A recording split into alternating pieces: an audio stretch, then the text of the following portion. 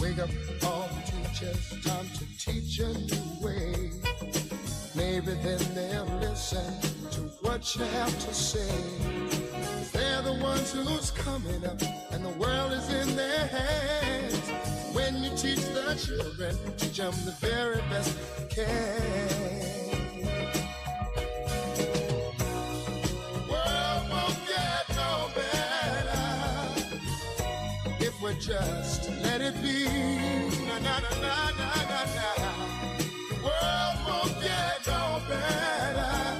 We gotta change it now, just you and me. Wake up all the doctors, make the old people well. They're the ones who suffer and who catch all the hair. But they don't have so very long before their judgment day. So won't you make them happy before they pass away?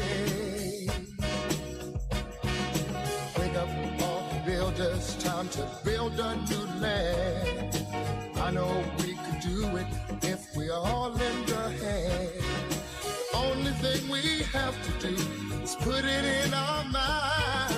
Surely things will work out. They do it every time.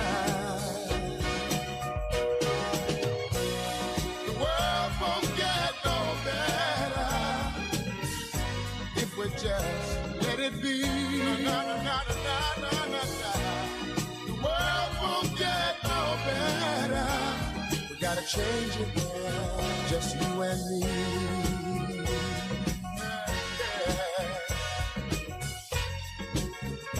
Change it, yeah, change it, yeah, just you and me. Change it, yeah, change it. Can't do it alone, can't do it alone. Need some help, y'all, y'all.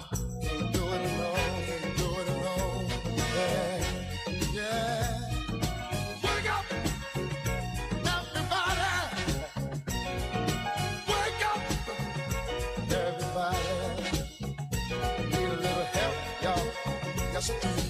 Need a little help. Said boy, need some help, y'all. Change the world, what it used to be. Do it alone, do it alone. Need some help, that, need some help, that. Wake up, everybody. Get up, get up, get up, get up.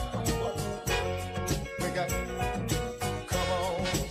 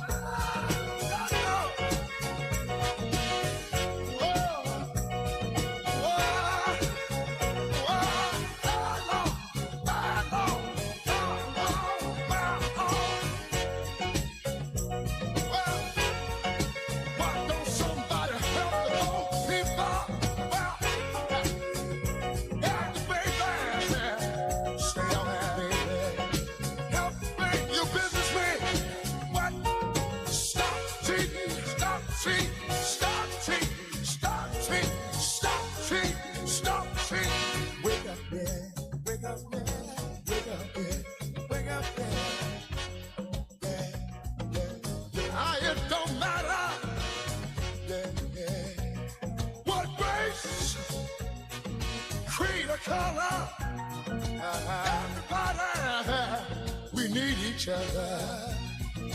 Wake up, everybody. Well, you see, we need, wake up, everybody. We need, wake up, everybody. No more sleeping in bed. No more backward thinking, time for thinking ahead. Wake up, all your teachers, start to teach a new way. They're the ones that suffer each and every day. Teach the children, teach the baby, teach the babies, teach the children, teach the children, teach the baby.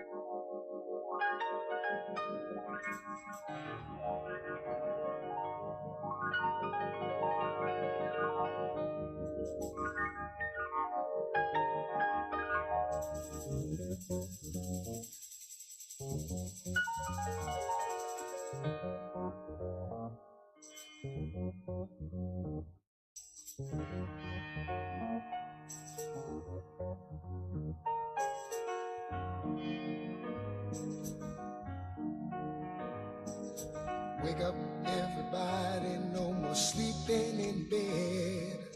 No more backward thinking, time for thinking ahead. The world has changed so very much from what it used to be. There's so much hatred, war and poverty.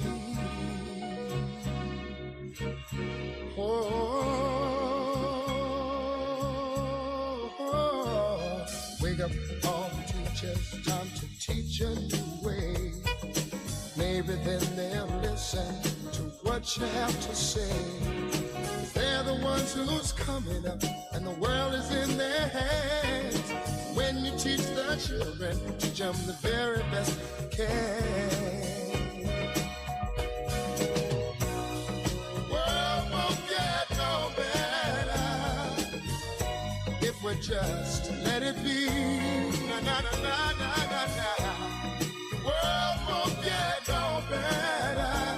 We gotta change it now, just you and me.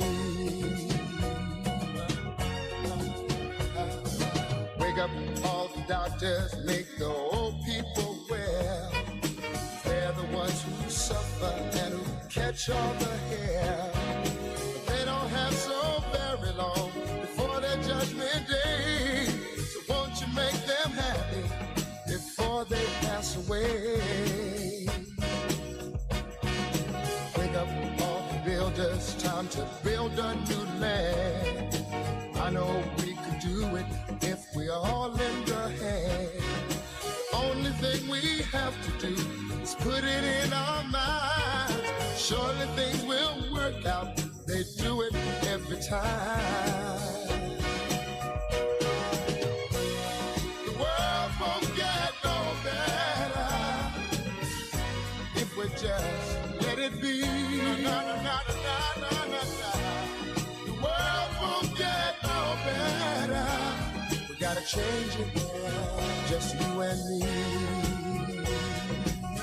Yeah.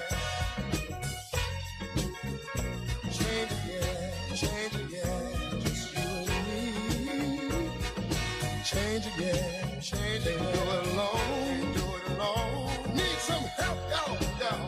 Can't do it alone, can't do it alone. Yeah, yeah. Wake up, everybody. Wake up, everybody. Need a little help, y'all.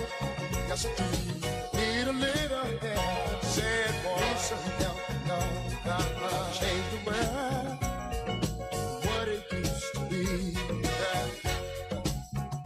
Do it alone, do it alone. Need some help, guy. Need some help, guy. Wake up, everybody. Get up, get up, get up, get up. Wake up, come on,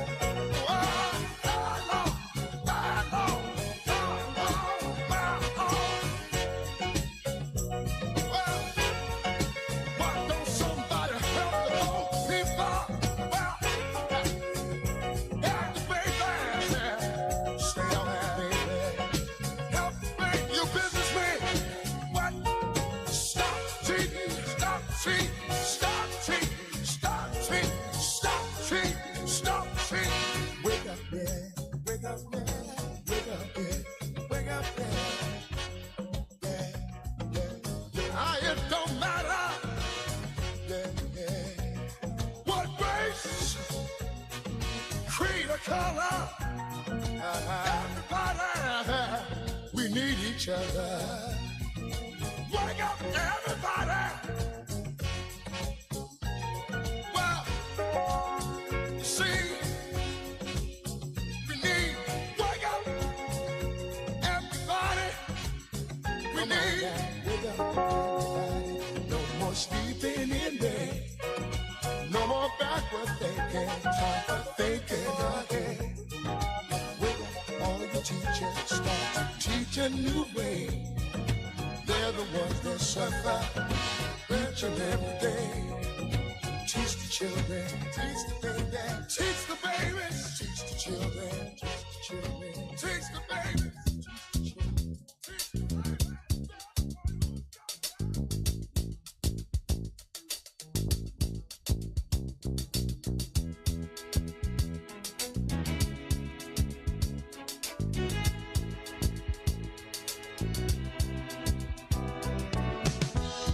When I wake up in the morning, love,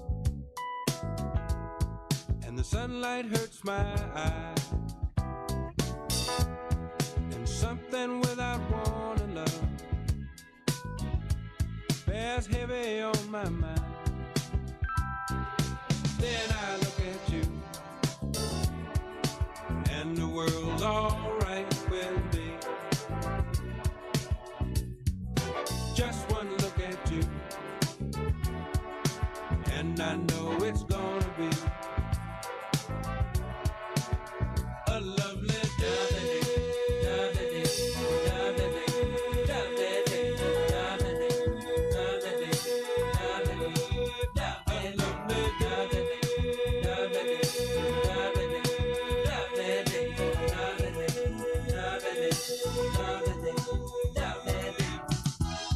When the day that lies ahead of me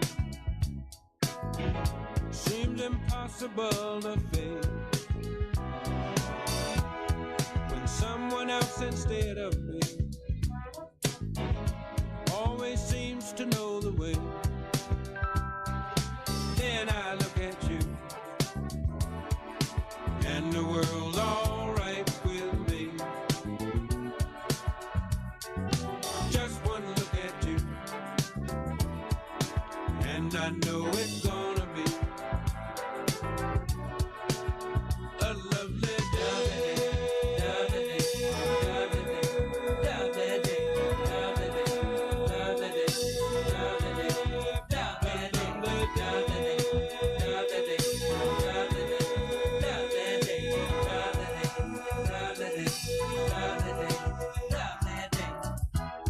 When the day that lies ahead of me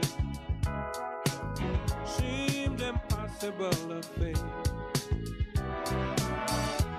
and when someone else instead of me always seems to know the way, then I look at you, and the world's alright with me. I just one look at you, and I know it's gonna be a lovely day.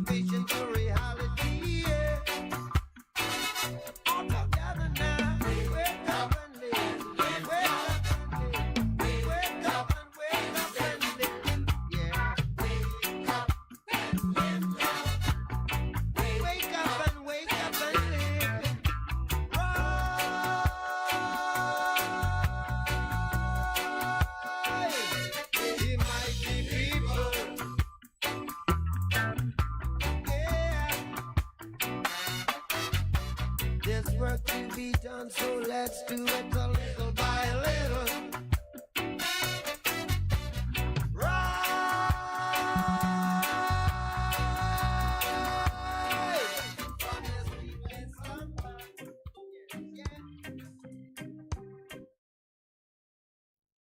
Good morning and welcome to the Morning Connection, coming to you live this Thursday from the Ligony Club.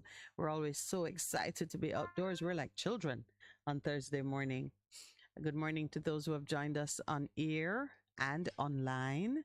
We thank you always for making the time to spend your first few hours of the day with us. I hope that we make good company. Good morning to those back at the studio, keeping us on our cues, and to the crew here at the Ligony Club. Good morning, producer. Good morning, Eden. Pastor Percival.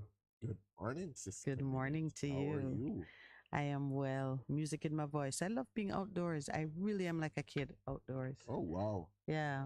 The country in you comes to The the country gal in me come, and I was a country girl who stayed outside. I was not inside the house. I never called you a gal, because that expression can be deemed as being derogatory when you, in terms of the context of your conversation. So I'm saying the country knew, and you put on the gal. Well, I want to know what in the context of this beautiful morning greeting could possibly be derogatory in the use of the word gal. I know that.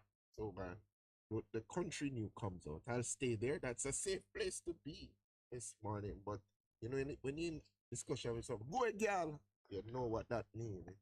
Have you ever been in such a discussion? No. I can't even see it. Until you said it a while ago. I would assume that person don't know how to either. And he did a hand motion, everybody. Yes, you would not even know how to make that hand motion, much so less. Seen it. So you observe stuff and people, but a nice breeze just went right down your throat. No, when you're speaking, yeah, it went down the wrong place. But it's a nice breeze that's blowing across the savannah. you even shift continent on me. Yes, Though it could be the savannah in Trinidad. Yes. Are you thinking about the savannah in Trinidad? Right. Because there are some Trinids in the house. Yes. Yeah. And some people from Cayman and Ghana. And Ghana, the Caribbean Area Squash Association, they are having a tournament here being hosted by the Jamaica Squash Association at the Ligony Club. And it is just a wonderful explosion of color and accents and movement. And it's, as speaking as a former national squash player. Wow. I've been longing to say that. Yes, when you said that, I said, oh, Minett. Yes, Minett. I have trophy and medals to prove it. Oh, wow. I do. Were we champions?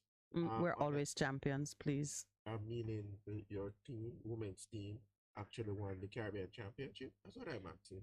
I don't remember. Did we? I think we came second that year. We're always champions. Always.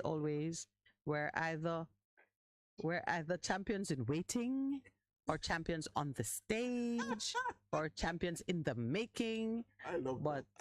Always champions. Always champions. One step away from the trophy. Becoming champions. That's how we live. Becoming champions is a mindset, you know that. Of course. Always is a mindset. Yeah. Yeah. See, I don't stop playing until I win. How's that? Okay. Yeah. Stay on court. Says the winner never quits, and the quitter never wins. Yeah. When I play squash on Saturday mornings. I play with Lowell, and of course, I'm outmatched. He's at least 1.5 feet taller than me. But you still go at it. Listen, I play until I win. You win. And she does win. Yeah, oh, that's great. I know if I don't win early, I said, okay, I just gotta keep playing. Okay. And life's like that. Right. You keep playing the same opponent, eventually he's gonna take you for granted. He's gonna drop his guard. Something going to happen, and you're gonna win. That's a very, very important. Yeah, I learned that from sports. Life lesson, and there are so many life lessons that we learn from playing sport. Mm-hmm. And people always say that sport builds character. I've discovered that It can destroy character too.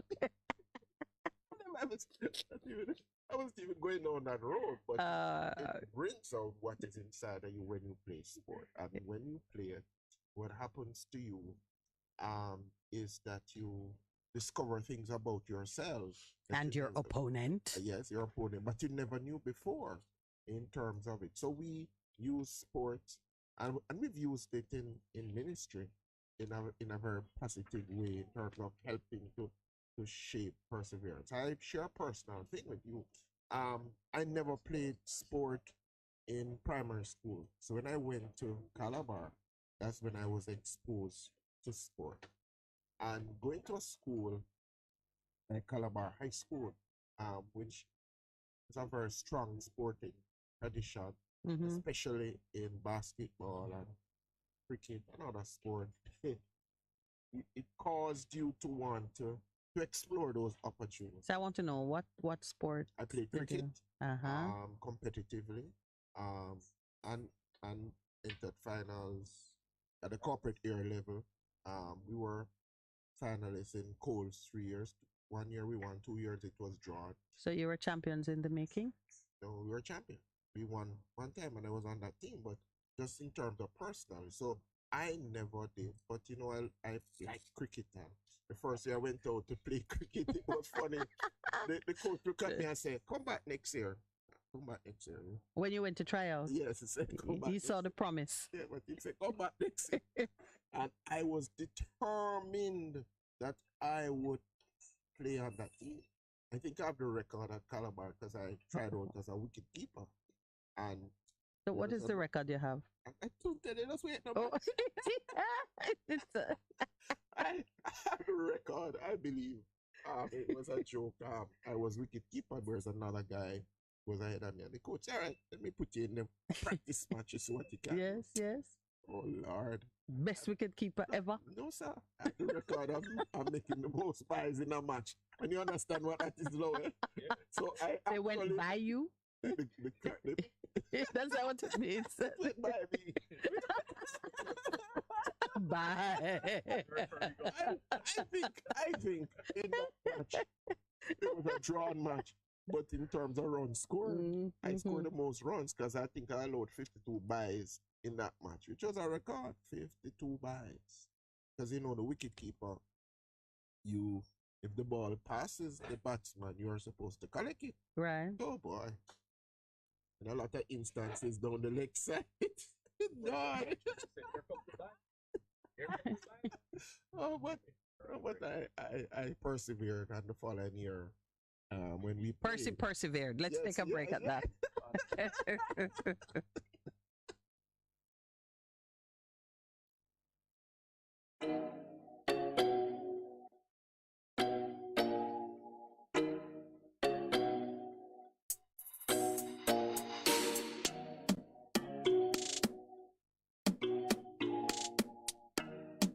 For a better choice in all your electrical supplies, A, authorized 3M dealer and better brand names. B, better service including free island-wide delivery. C, all major credit and debit cards accepted. It's ABC Electrical Sales. Shop number 8, Hagley Park Plaza, Kingston 10. Open Monday to Friday, 8 a.m. to 5 p.m. Saturday, 8 a.m. to 4 p.m. We make your electrical jobs as easy as ABC. Call 754-382-528 or fax 754-3659. ABC Electrical Sales, for a better choice. Easy! Let not your hearts be troubled. Just believe in God Almighty and daily renew the mind. As we live in this time when fake is more valued than real, and lies prefer the truth, the unnatural put above the natural. This is Lady Donna, aka Double D Donna, with a new song, Almighty Jah, encouraging your people to keep the faith. God will make a way. Get your copy today. It's on all digital platforms. Lady Donna Official on Instagram, Facebook, AsujaRecords.com. For bookings, Asuja Record label at Gmail. Almighty Jah! Bess100.5 FM brings you youth empowerment and resilience, a 30-minute program with Royton McLaren every Monday from 7:30 to 8 p.m. Your Monday nights will not be the same again. Managing stress, trauma, Let's talk on youth empowerment and resilience with Royton McLaren on Best 100.5 FM every Monday from 7:30 to 8 p.m. Bess100 FM is the authentic voice of Jamaica, promoting your prosperity with better vibes and better music. Let us promote your goods and services for you. Advertise with us. For more information, call our office at 876-276-8935. That's 276-8935. Today's best musics. The best mix of your light run favorites is on Bess FM.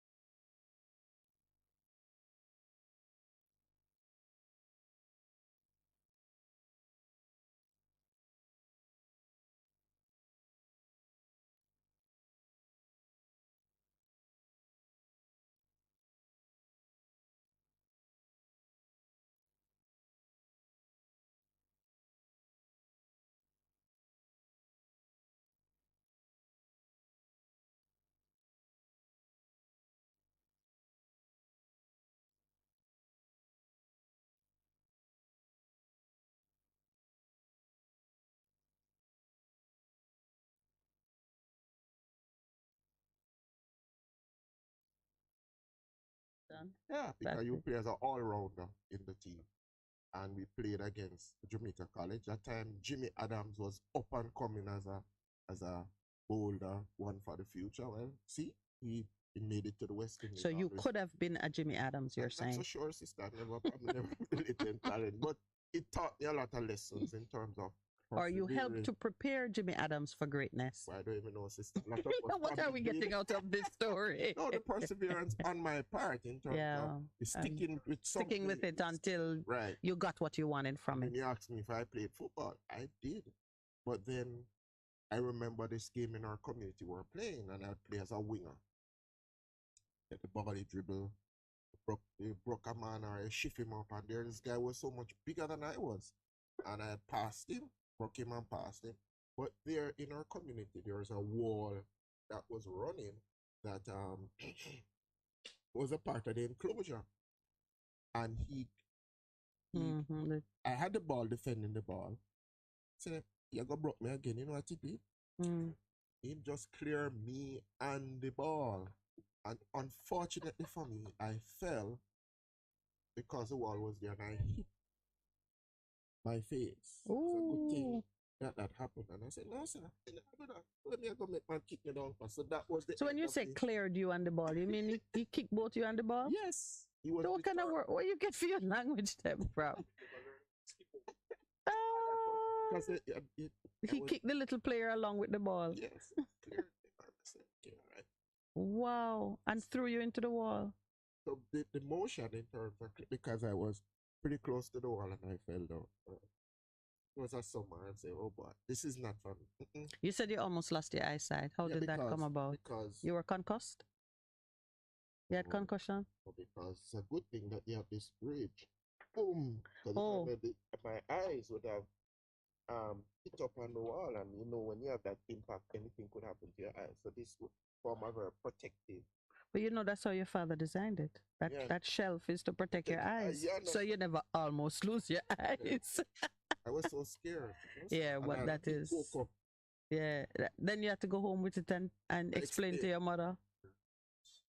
By the time. Were you supposed to be playing football with the bigger boys like that? It's summer. It's summer. We playing, and I got a nice cocoa to remind me. I says, all right. Let me see if the cocoa is still there. No, I got it here. Some cocoa last long. And then I played volleyball, so I represented Calabar. You played volleyball? Yes. Beach volleyball or no? Manly volleyball? Because beach volleyball is womanly volleyball. No, I just want to know which one. No, I played volleyball. I played volleyball for Calabar. I played it for the University of the West Indies. Yeah. I actually represented. Yeah, I actually represented the school and the university at volleyball. And some of the guys, I just remember some of the guys, Dr. Andre Gord, I played as the libero, the setter, the guy who, I think I'm not shorter than versus a lot of the guys who were like 6 feet, 6 feet. I heard the word beer, and after that. Libero. Oh, I just heard beer. Yeah. You know, you're tired. Like, okay, you did the beer. You fetched beer for the team. No. You're trying to imagine. You can understand that. So this That's is all I heard. I played as the libero, the setter, the one who was moving up and down the tree with the spikes, that kind of. Yeah. And we won. We beat Michael College, who were the guys. They never expected the persons from UA to win, and you know, so yeah. So it means then that later in life, while in ministry, when you were tasked with sports missionary work, you were right at home. I was right at home. I loved it. I've loved sports and all parts of it. I've even been certified as a coach in which sport? Basketball. Is it like the honorary doctorates that people get? No. I actually learned to coach. A big shout out to Jamaica Amateur Basketball Association. Yeah. Bolton Garden. I'm involved in basketball today because remember I shared that with you in terms of development and helping the youngsters. The work you've done in the field with athletes and so on is really impressive. It's inspirational, and I think there is a call for more of it, especially now that we're seeing so many young people looking for avenues for growth and even to make money in sports, and there are so many more opportunities now. It's something we must grasp as a nation. Yeah. Well, you know, when we look at issues pertaining to culture and the exploitation of culture, the understanding of, you know, what it means to make money from your cultural output, I don't think sports can be too far from music.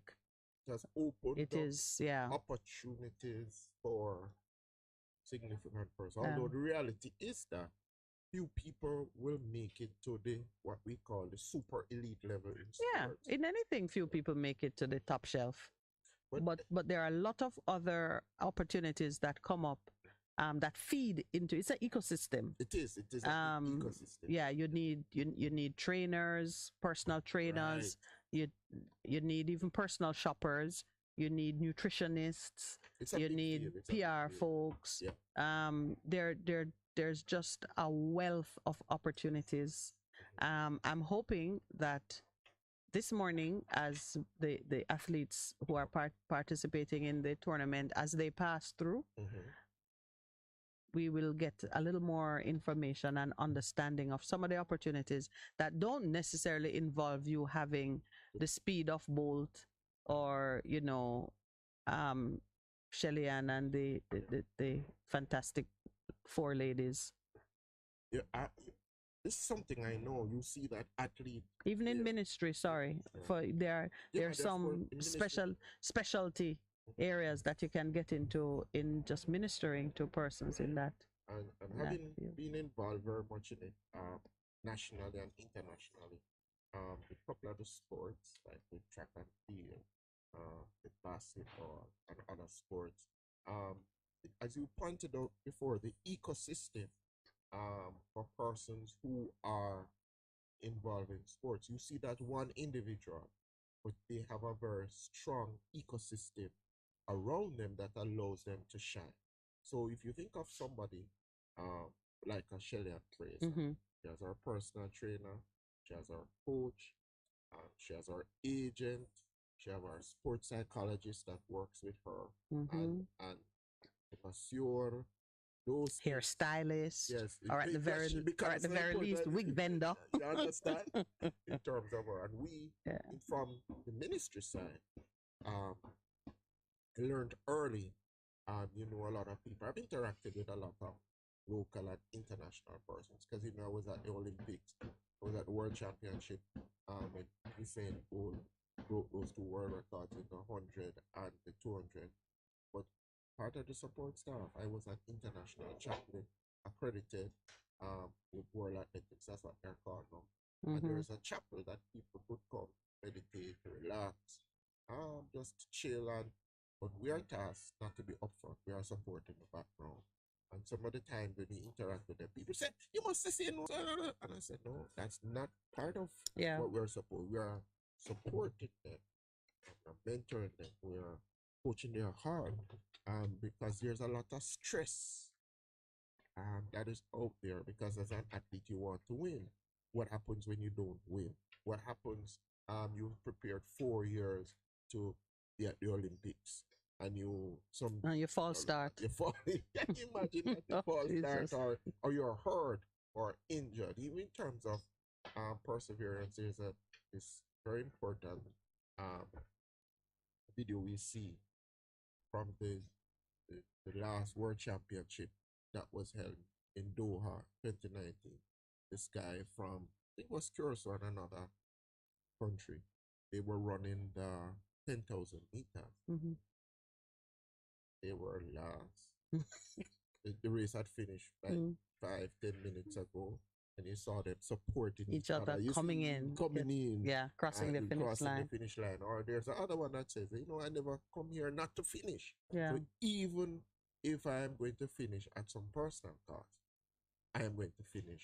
I'm going to persevere simply because I'm representing not only me, but representing my country. So the thing that comes to me, personal lesson, is the whole thing of persevering. And Paul, in writing a lot of the times, used the sports analogy because that's when the Olympics were happening. He who runs for a prize. Yeah, runs for a prize, but also he puts himself under a strict regime. He beats his body, brings it under subjection, so that in the end, he will win. Paul says, I don't want to have preaching and then all of this. And then nothing to show for it. And not win at all. So he brings his body under subjection. So, so the sports is a great field. But we had touched on the role that it plays in building character, and I humorously said it also breaks. Yeah, it does. It really does. It can break you. It can break you. Yeah. And it has broken a lot of people that I know, and then we have to be there to support and to pull it back together. Yeah. Because that's part of being human. Yes. And the necessity to serve humanity is to do the repair job. Be a part of the recovery team when that moment arises. Have you ever been broken in sports? Have you ever did you know that you were creating a record? So I didn't. So it didn't break you. The guys teased me and said, Palmer, you were the top run getter in the game because the man them who actually go to bat, you beat them score. It's like an own goal. Yeah, you understand? It was, you look back at it and you laugh, but as a adolescent, then it was not funny. No, and you It would was have not funny. felt It was the- not funny. you'd have felt the pain of and it. you go in a boys' school and remember, and in those games, you know, people are standing and everybody see what is happening in the game. Yeah, that sounds like an own goal in football. What have I learned? What I want you to tell me the most profound and perhaps long-lasting lesson you've learned from your involvement in sports as I'm gonna put you in two places: as a participant, an athlete, and as a spectator. Start with as an athlete. What have you learned? Persevere against the odds, because remember I told you first year the coach said, all right, you come back next year. I say, I remember in the summer, and you trade for him. Oh man, in the summer after him tell me that, I say okay. So every single day, you know, when I supposed to be doing it, there are a group of us, young men, about 6 of us would be playing cricket on the road with the cock and tar ball. You remember that, Mr. Producer? And we never have no pads. And I was determined. We just call it catchy should be cricket. And then were you being the wicket keeper then? Well, part of it, because all it was rounder. to catch the ball. But what it did, it helped me to improve on my batting skills, because when you the cock and tar ball hit you on your shin, you know, man, that is that's the penalty for missing. Oh my lord! So perseverance as an athlete. You became good off your legs in terms of playing shots, because when they bowl the ball to you, you don't want the ball to hit. Let the bat take it. Let the ball. Yeah. So perseverance. Okay, so perseverance.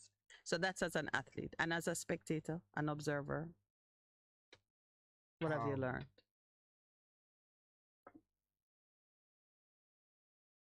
Do not take things for granted. Do not allow for what you see to determine your perspective on matters.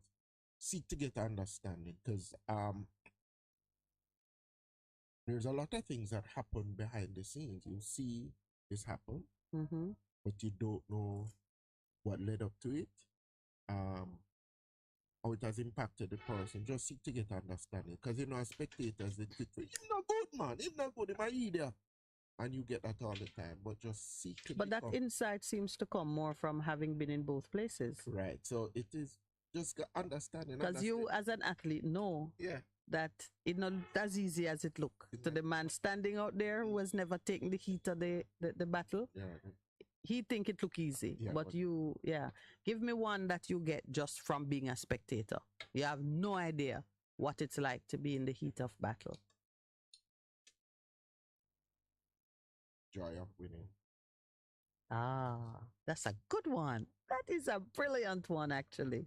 Joy of winning. Yes, just watching them celebrate and seeing the relief. You are part of it. You get you become a right. Like last year, I'm a Man City person, an Arsenal and a Man City person, and they go down to the final. That's a good one, actually.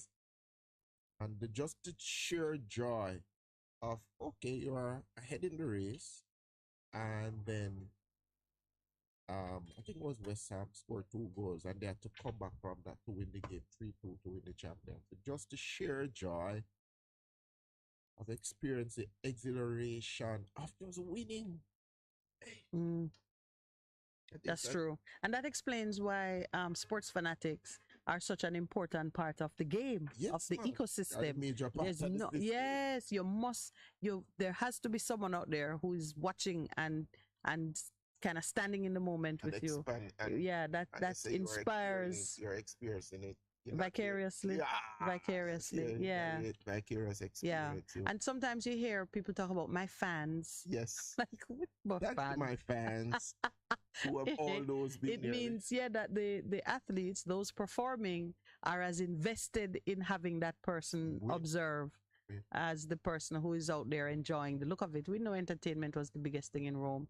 The Roman audience had such an appetite for entertainment that they would take anything. Blood sport, anything. Yes. Oh, Lord. Let's feed them to the lions. The people will love that. They waited for it to watch the movies like The Gladiator or whatever. And it says now, they have gladiators in the ring. Yes. And then he has him, and then the emperor goes. Thumbs up, thumbs And the down. whole audience goes, Life or death. So that's life or death in the thumb. oh, yes, you know. When we talk about it like that, the thumb, yeah. So Thank God those days are behind us. But what's not behind us for sure is the weight that leaders put on feeding the appetite of their audience for entertainment. yes, Because you see the PR moves being made by everybody. rapidly by everybody. It seems to be a fix. And you know what? It's Fixation. working more often than not. Yeah. It's amazing to me how many things people do for show when the truth is right there, naked, you can see that this is foolishness. But somebody's over there making it look like it's a party, and we are, okay, it's a party. Yeah, I can go with that. It's a party. And before you know it, we are celebrating and acting as if bodies are not on the ground. So much blood on the ground in Jamaica. And we are going about our business as if it is not the most terrible thing and calls for the most serious and ardent response of citizens. It is so that it's happening again. It is happening. It's happening again. It's like it's You blood just sport. distract us. As somebody wrote something I saw recently about entertainment being the new distraction. Well, entertainment is meant to distract. That's its purpose.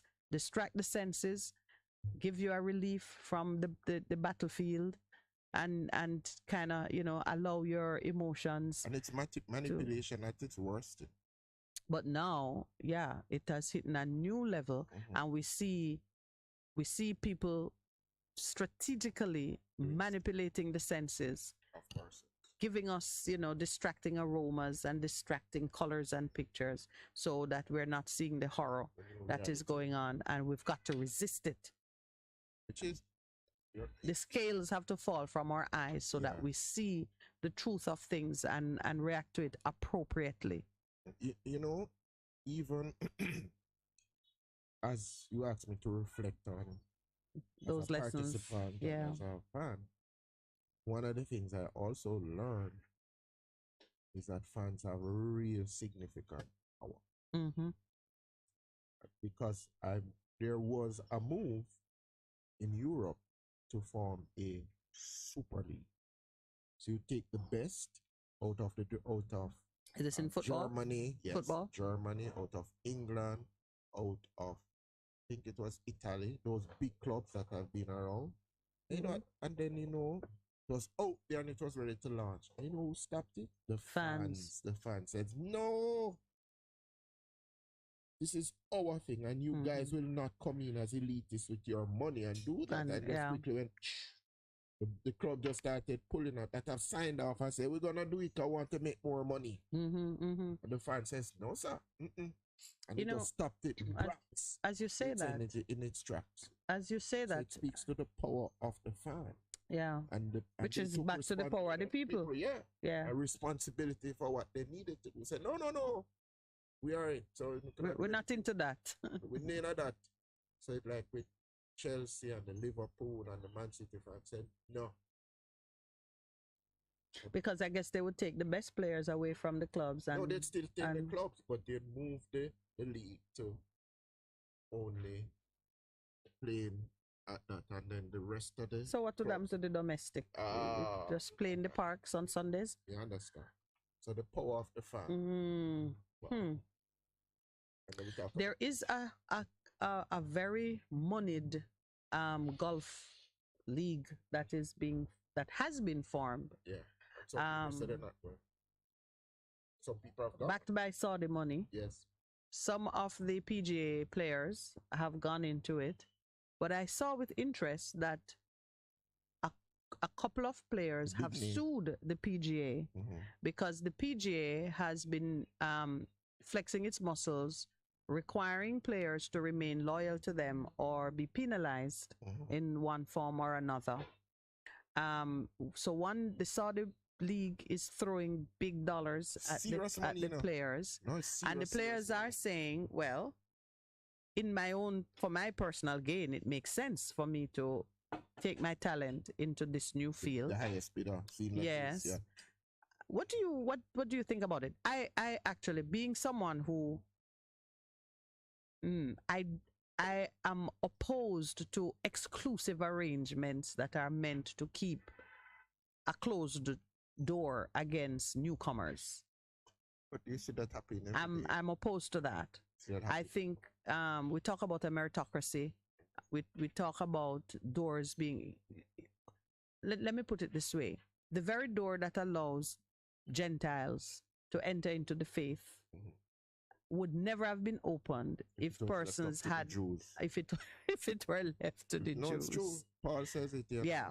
So I'm instinctively opposed to those elite closed shop arrangements. So the PGA wanting to be the only league of its stature, or tour of its stature, is something that I would be fundamentally opposed to.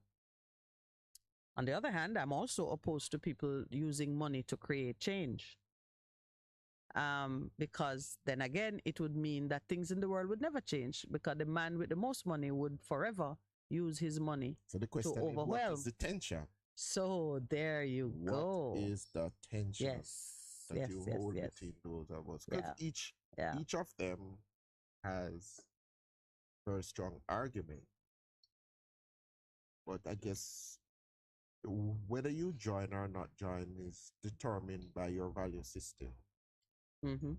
So it comes down to, for me, then it comes down to personal freedoms. Yeah. I do not want to be inhibited in the exercise of my personal freedoms by a system that is seeking to perpetuate its exclusivity and using punitive measures to hold me hostage. But you know, because then slavery would never end. Okay, you're right about, but we'll go back into the 70s. Fact of the matter is, slavery would never end if the economics hadn't changed. Right.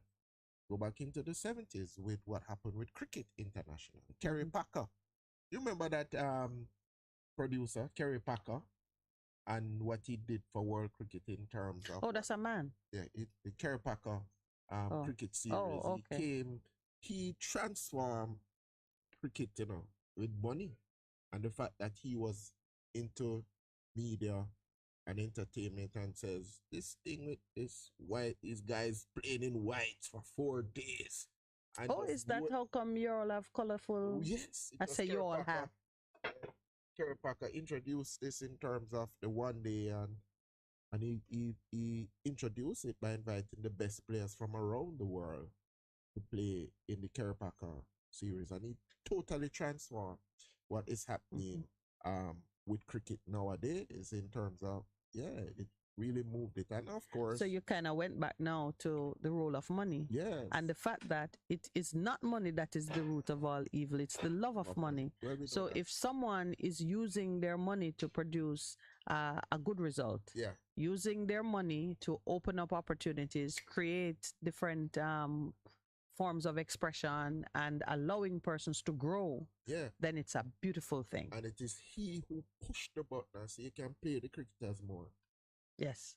And that opened up the cricket to become a real source of livelihood for a lot of people nowadays. So I love where we're taking our break on this note, because you know that I am invested in the wealth of culture and the culture of wealth. When wealth is used to create opportunities and to expand boundaries, it's a beautiful thing. And it remains open to us to pursue those avenues even today in every sport and every industry. Let's take our break.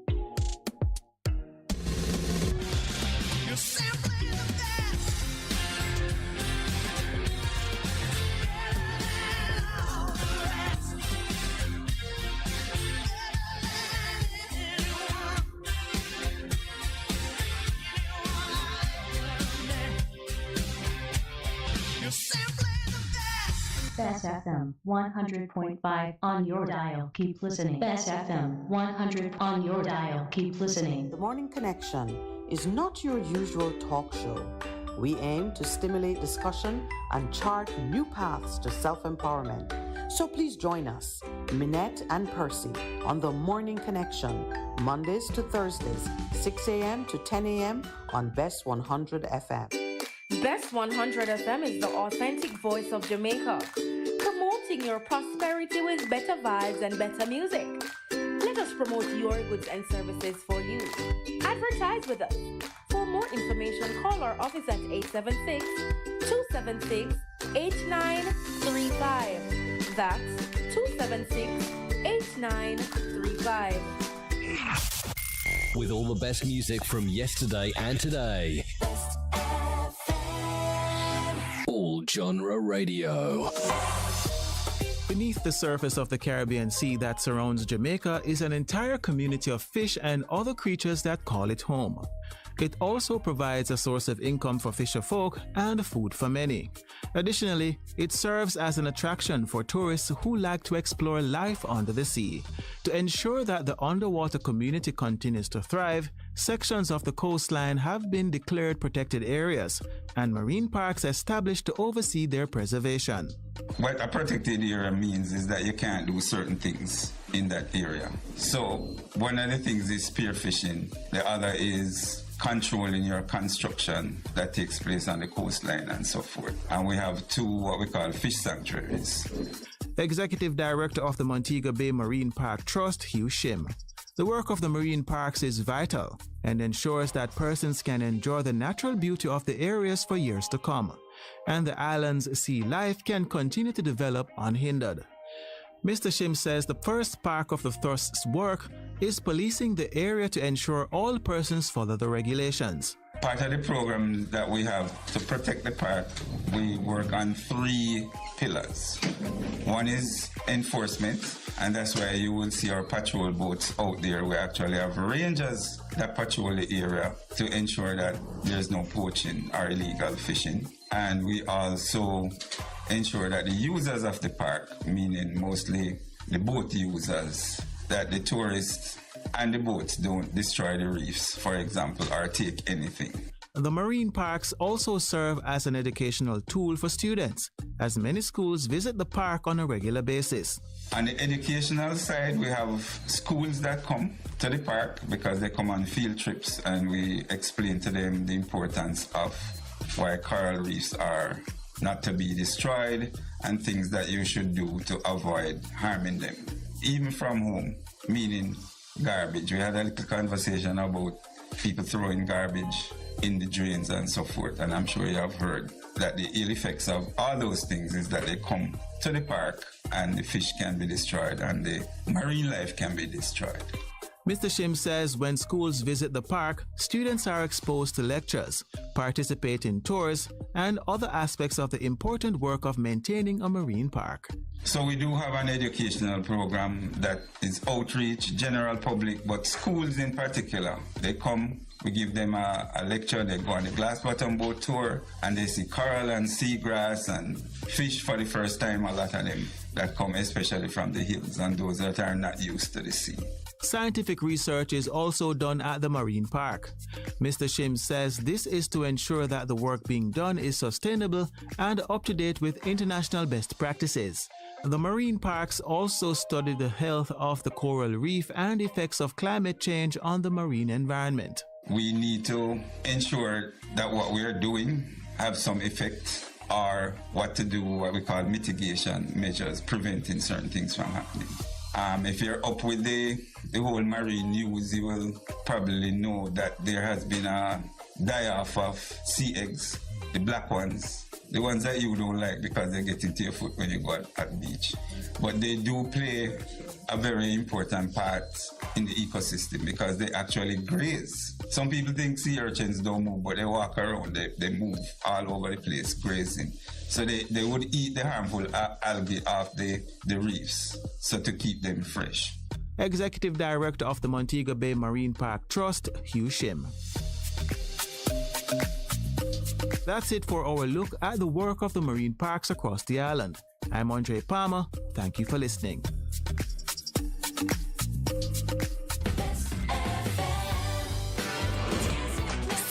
excellent.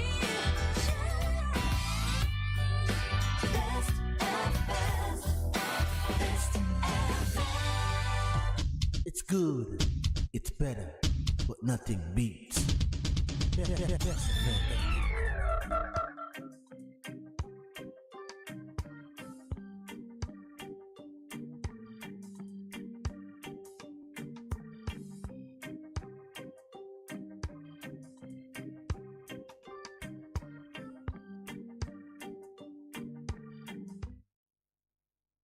Good morning and welcome back. Oh, I wish you were.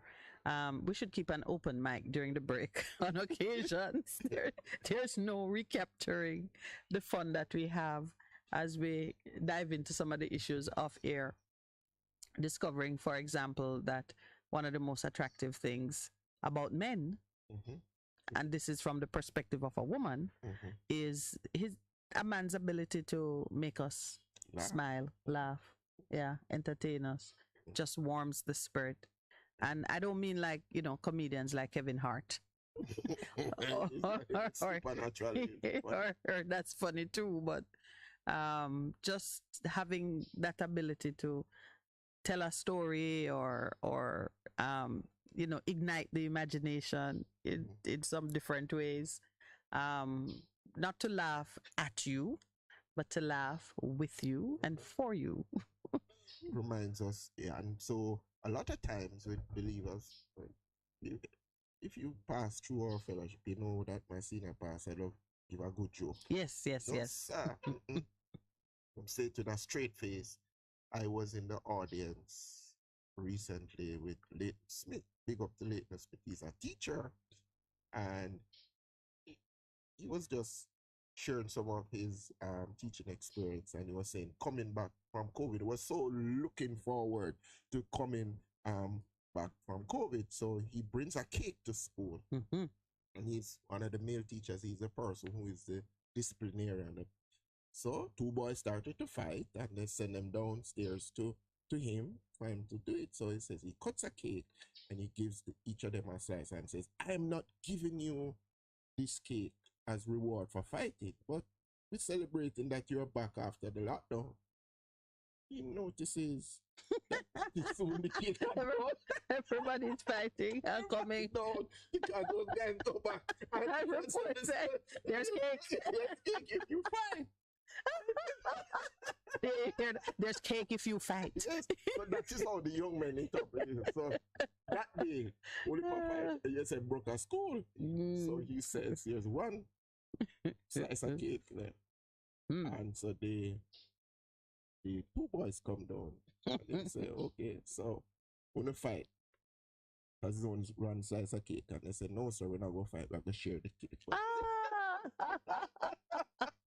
So it is interesting in terms of what laughter does, because the Word of God says it's good medicine for the heart, and the soul. Yeah. And I go into situations a lot of times, and I see people, and I say, "Look at the beautiful smile that you have, and your face just scowl up, and you know what we Jamaicans," and they begin to smile, and I say, "No, it is healthier to smile, because we have proven scientifically it takes so much more muscles when you smile."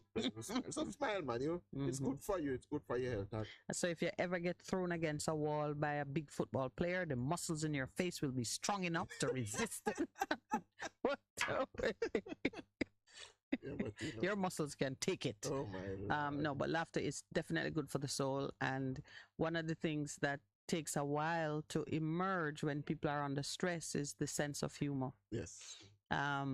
We take things way too seriously. I believe there'd be far fewer murders and stabbings and fighting and so on if people could just step back and see the humor in a situation when, when you're getting all overheated about, boy, I tell you, I had to arbitrate a breadfruit war. One weekend. Yes.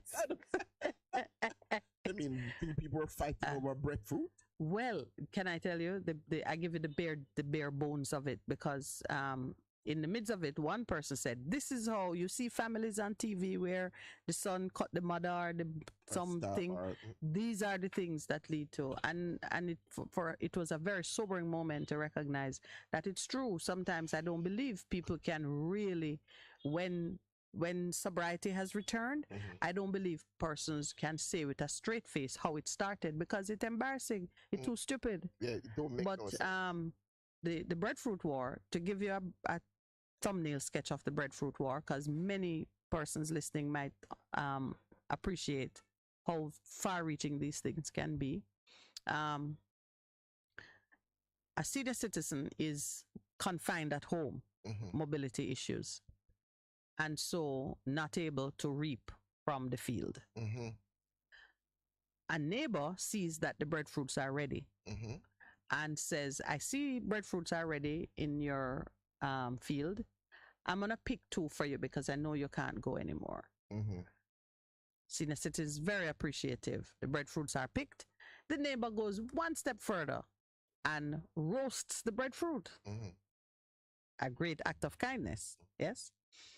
But to others in the senior citizen's household, it was too good to be true. And then you begin to hear that the helpful neighbor is known to mess with other gods, is reputed to have interfered with the well-being of other children by virtue of these practices, unholy practices, and therefore you must not eat anything from that neighbor. Oh my Lord. So the argument is, why would that neighbor go so far as to not just pick your breadfruit, but roast your breadfruit and send it to you for you to eat it? And worse yet, that neighbor has a beef with one person in the household and knows, it is generally known that that person in the household loves breadfruit and is more likely than not going to partake of this roasted breadfruit. And the issue became, why keep that breadfruit in the house? So one person throw it away. And another person says, why throw away the good breadfruit? I don't believe that this person is evil. It is my breadfruit. And the war escalated. Oh my God. Yeah. So what happened? Well, I brokered a settlement. Oh, so what they said, you went back and picked breadfruit and gave everybody breadfruit, or you no breadfruit? Oh no Right. no I said I'll take the breadfruit. So like an Nancy solution, but suffice it to say, I got 2 breadfruits out of it. 2 roasted breadfruits out of it. The whole thing. Yeah, but looking back at it, I was thinking to myself that, it is absolutely true. These silly things, I mean, I would look at it now and said, why? I actually said, all right, I see that I'm ably trained and ready to arbitrate the breadfruit war. And that's how I saw it. I was saying, dear God, it's really about the roasted breadfruit. But of course, it's not about the breadfruit. Other things, perception. It's about trust. And things that have. It's about respect. Yeah. Because if I have expressed a viewpoint, you certainly should not disregard a perspective I have that affects my safety and well-being over a breadfruit. You would think that because it's only an item of food that you don't need, you could easily say, you know what, let the breadfruit go. I would rather make sure that my son or my daughter or my nephew is comfortable. Yeah, that's so true. And you would not necessarily be considering the effort of the person who roasted the breadfruit. You wouldn't be looking at that act of kindness as being more deserving of respect and honor than the feelings of your family members who are right there with you and who even if you think they're delusional, address the basis for the delusion in a separate way. Yeah. Don't let it become, a major issue. You have a yes. breadfruit war and people are at each other.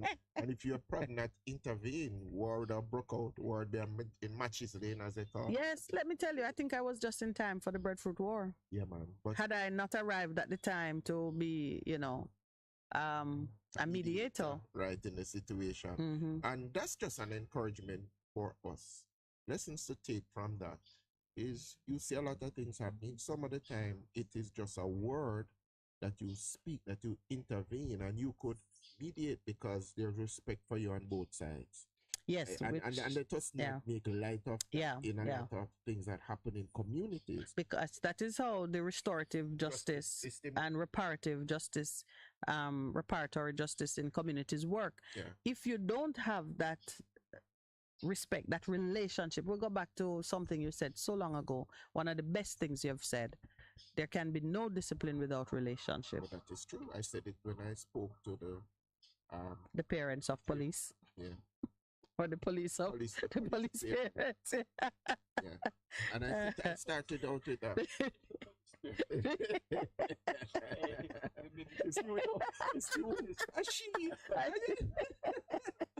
I spoke to parents who are police officers. Yeah. And let me just clarify that, and I said to them, relationship. You cannot discipline without relationship, especially with your children. You have to have relationship. And I've learned it as with my children in terms of I've interacted with a lot of young men, young ladies. You have to have relationship first. So who you? Authority. Yeah, who you to come do? Cannot come and exercise authority without relationship. And we're discovering that it even goes deeper in the public spaces. Yeah, man. Where a policeman approach a citizen. There's a presumed relationship based on covenant. Yes. When the covenant is broken, you discover said no relationship not there. So the policeman or woman who's out there in the community cannot rely on the symbols of authority to work for them anymore. Because that's why people are saying the community policing, where the police are in the community building relationship with the people, is the way to go. And you find if you go across Jamaica and you pick up the pockets where you don't have a crime problem and the police is respected and can go, it goes out such a long way in terms of keeping the peace. I've been in situations, and the guys ready to go head to head with knives and but I've worked in the community before, and I'm passing. I said, gentlemen, come on. You know what I'm saying? Because of you, elder. Yeah. Elder because of you, Relationship. Yeah, because you have relationship with the people, and how you treat people. If somebody for first time, a kind word, a encouraging word goes a long way in terms of breaking the ice and putting in a place. So you see them again, hey, elder, hi, everything all right? You're going to go downtown. Of course, they're calling you elder, not because you're old, but because you're an elder of the church. Yeah, elder of the church. But then with the grace, they go down, they look for me. When I look for the producer and say, call you elder. Elder, because of that. Our dads. Our dads. We are the real dads, But then again, that is the beautiful side of relationship. I have a treat for you. Yes, go ahead. I mean, you and I have been enjoying chatting with each other as if that's all there is. But there's some actual work we're going to do today. Guess who's coming? To dinner? No, not too hungry. Guess who's coming from JPS? Winsome. Yeah! Winsome is coming today. Our friend from a long time. The nearest equalizer. Yeah, so, Winsome is going to be joining us today from JPS in the segment where we seek to build better relationship. Yeah, because she's going to talk about the rate increase. And well, of course, I think it's a necessary discussion. Amongst the in a family of many children, there is always competition and rivalry. And the highly favored children usually get beaten up and cussed and abused. JPS is one of the highly favored children. As I said yesterday, they have paper, they have birthright, right, and so they are able to secure what's theirs, while some of us don't have no paper and no birthright, or whatever it is we have, it's not respected with the same level of goodness, I'll put it that way.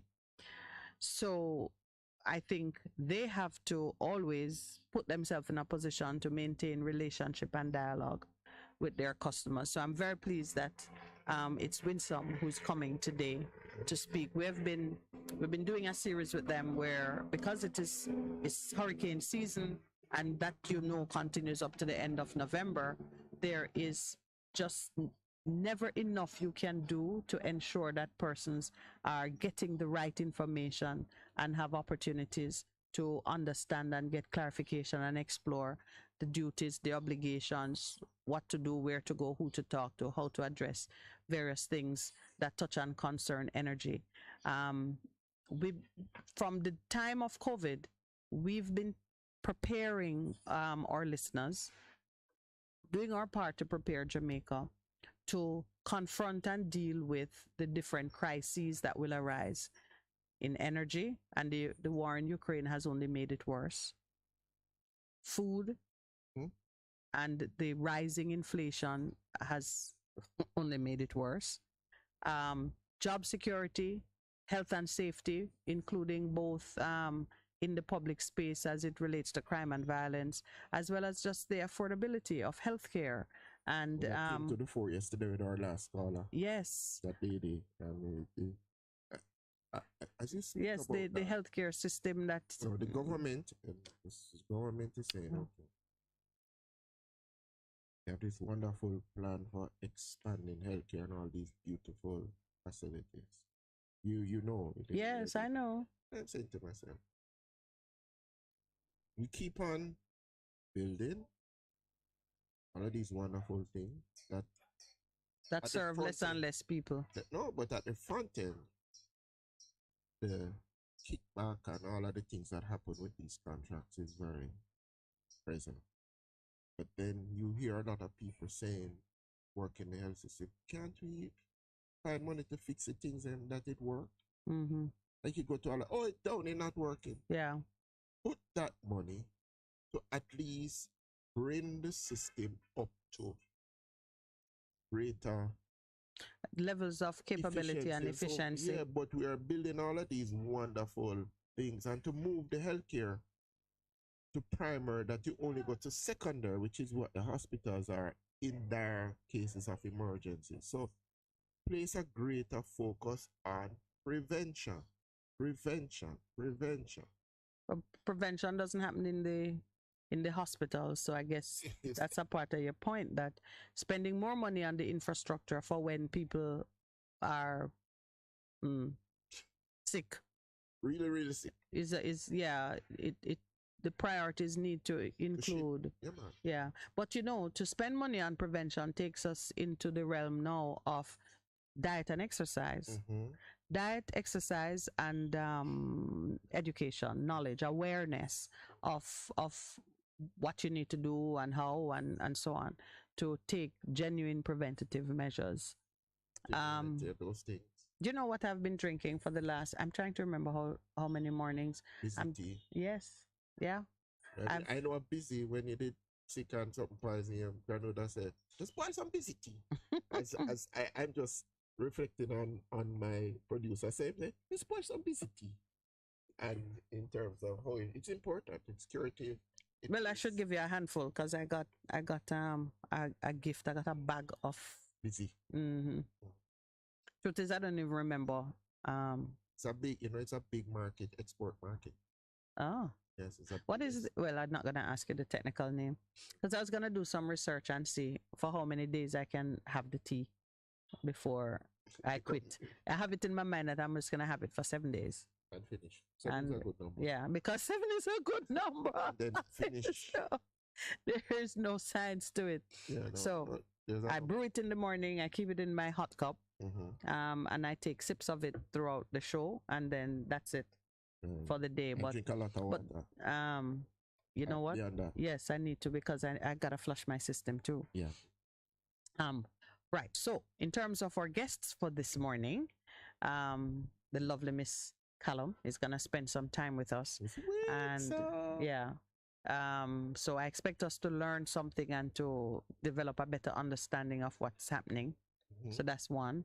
And then, as we mentioned earlier, in the area of sports and culture, the Ligani Club is hosting the Caribbean Area Squash Association's tournament for seniors, really meaning people over 19.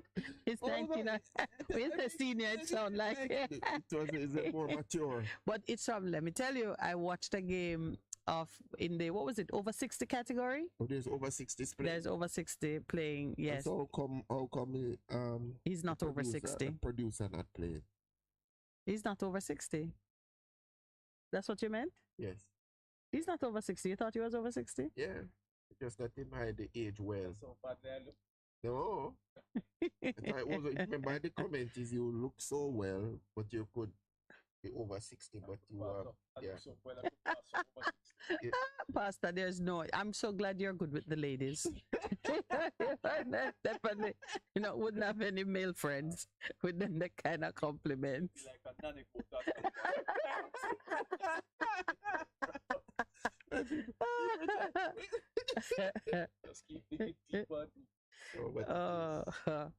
I tell you. No. But the reason we're not, yeah, you really thought Lowell was over 60? He was about 60 thereabout, but he's aged well, yes. Yeah. Yeah, I really thought he was. But I don't understand why you're digging into it. I'm gonna use one of the lines that got spoken to Moses, to Aaron and Miriam. While you're telling him those things, aren't you worried about me? You should be. It's not him you're offending. It's me who marry him. Anyway, I always remember, because Lowell, in Lowell's family, everybody gray from them in their 20s.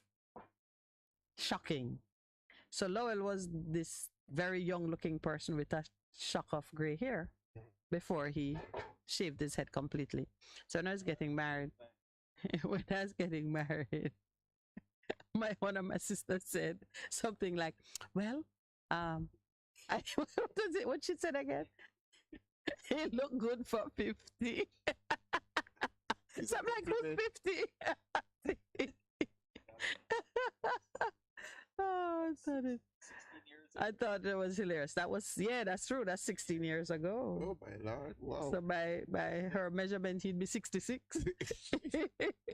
But I thought it was hilarious. But Jesus, what would possess any sibling of mine to think that? Anyway, what you was commenting, we digress. Look good. Yeah, so just like you, just now want to give the compliment and stop at look good. You gotta say for 60 or over 60.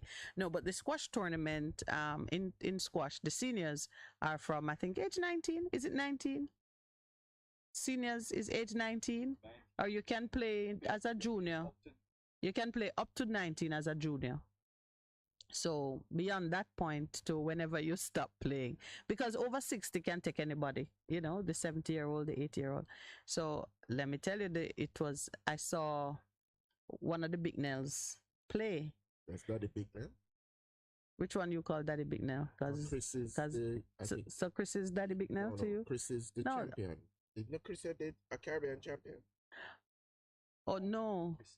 You're thinking about Binny. You're getting your Caucasian names mixed up. So it's Binny. Yeah, this is Tankwell Bicknell. Okay. Yeah, we saw Chris Bicknell play in the over 60s. Well, let me tell you, I saw nothing of the game because my mind was still stuck at over 60s. I remember seeing Chris Bicknell play, over the years, and to kind of stand there and see him playing in the over 60s and looking it was enough of a shock. Yeah. Yeah, and very, very determined. Before we take the break, let me just say congratulations to Mr. Binney. Right. This now is Chris Binney. Okay. Yes, because he is now the first person from the region to have earned 10 championship titles. As male champion? As anything. 10. First person to have earned 10. Whether male, female, transgender, gender Q, him, she, them, uno, by whatever identity. First person to have earned a double digit. Yeah, which is pretty phenomenal. He's only 33 years old. Whoa. And his dedication to the sport and the level of excellence. It's amazing. But have world ranking points? Yes, he's yeah. And this tournament is rated for the world tour, so it has increased his ratings in the rankings. Yes. Is squash at the Commonwealth Games? Yes. So he's returning from the Commonwealth Games. How did he do? I'm gonna get the precise performance, and when we come back, you'll hear. Okay. All right, good. Let's take our 7:30 break.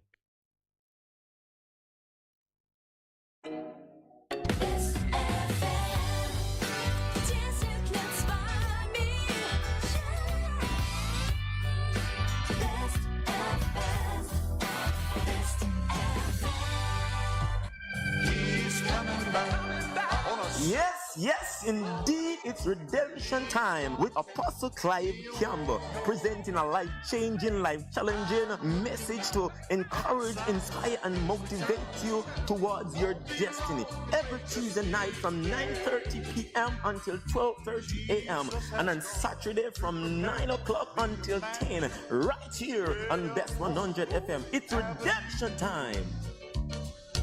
I'm standing firm. The station with the best music. Best music. I love the music. Best music. Let I listen to Bess FM. Easy. Let not your hearts be troubled. Just believe in God Almighty and daily renew the mind. As we live in this time when fake is more valued than real, lies prefer the truth, the unnatural put above the natural. This is Lady Donna, aka Double D Don, with a new song, Almighty Jah, encouraging your people to keep the faith. God will make a way. Get your copy today. It's on all digital platforms. Lady Donna Official on Instagram, Facebook, AsujaRecords.com. For bookings, Asuja Record label at Gmail. Almighty Jah. This is your beloved Pastor Percy from the Morning Connection. Support our commitment to Jamaica by joining us on Wednesday mornings at 7:30 when we pray for the nation. Show us you care. Advertise with us. For more information, call our offices at 876-276-8935. It's good, it's better, but nothing beats.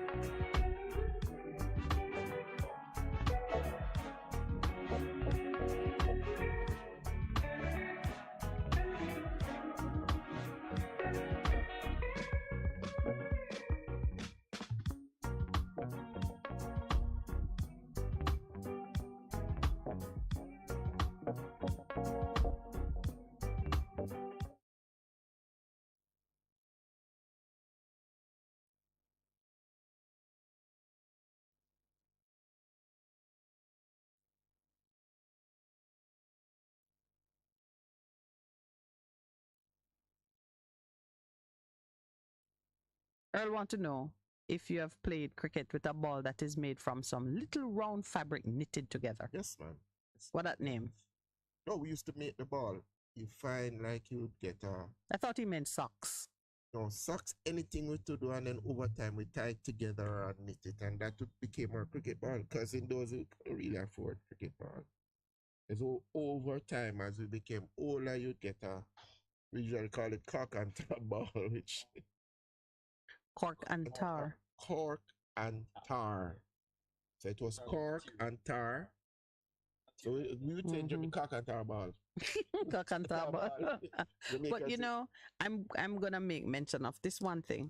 I saw some of it as a child. I mean, girls didn't fashion as many toys as boys probably did, but that the arousal of the imagination into making for yourself whatever you needed for summer entertainment, so much of that seemed to be lost now. I figure like we could do a course on it.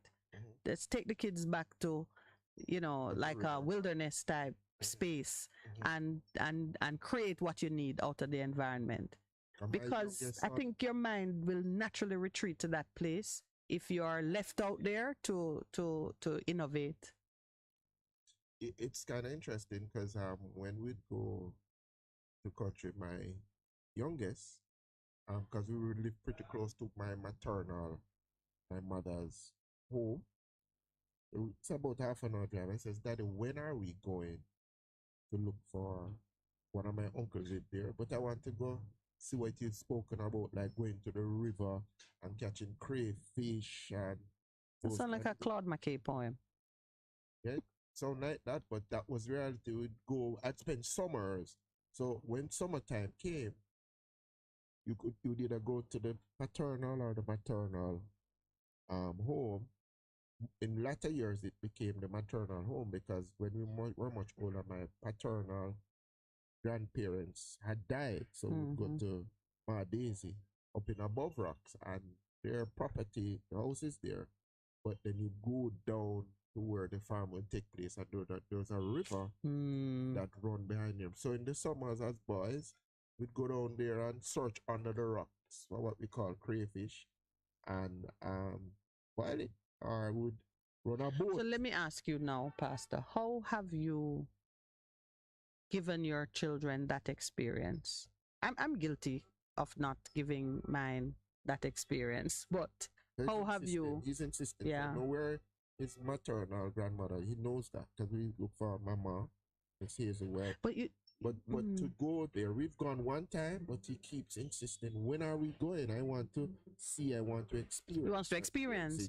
Yeah. So, you know, I tell you, there is much that we can borrow from how even other societies seek to keep those traditions and those experiences alive when technology and social status has moved us from that place.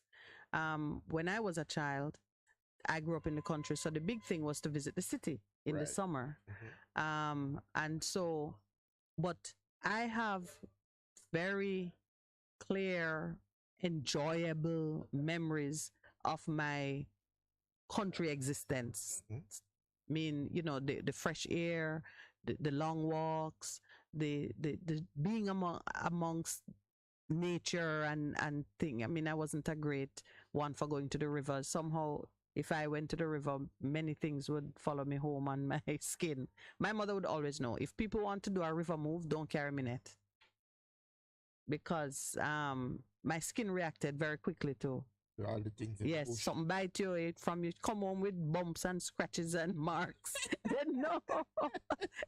they know that, all right. So I never got cut, and I wore glasses too.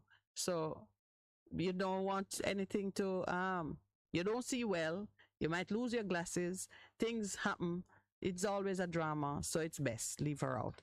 So I was a sit in the sunshine kind of person as a child, but and moving with my dad, who was mindful. When you're with your parents, you know, they're mindful of your frailties and your vulnerabilities. So, but if you're doing weird things with the kids, like my sisters would plan a bush cooking. I always remember being included. 1 year I got to go with them to the little place by the river where the bigger kids would cook, and you carry food, and it's usually curry chicken and dumpling and bananas and rice, white rice. And it's, you know, a variety. I mean, those are things that I remember so clearly.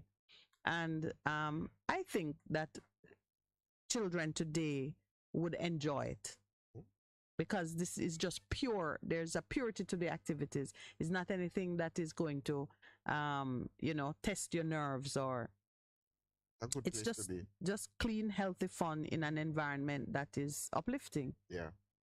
We don't have the opportunity to do that. A lot of people We certainly can't do it on the Rio Cobre because that water. And I'm kind of going somewhere with it in terms of how we honor our environment and preserve it so that even if somebody were to do like a summer camp, a wilderness summer camp, let's just imagine that became a thing where because your maternal grandmother's house is no longer available, because people die and things change and development intrude. It used to be a peaceful little riverside setting. Somebody put up a barbecue stand or a jerk chicken stand, and it is now a place for adults in the night or whatever. So it's no longer available to you for those type of innocent activities. It is a business opportunity for somebody to find a pristine environment, and every summer they run 2-week tours because I don't think the children would take it for more than 2 weeks without the internet. One week? 1 week. Where it's a good idea to just take them there, and persons like yourself who remember the things that used to be done, the making of the balls, the making of the skate, the whatever it is you used to do.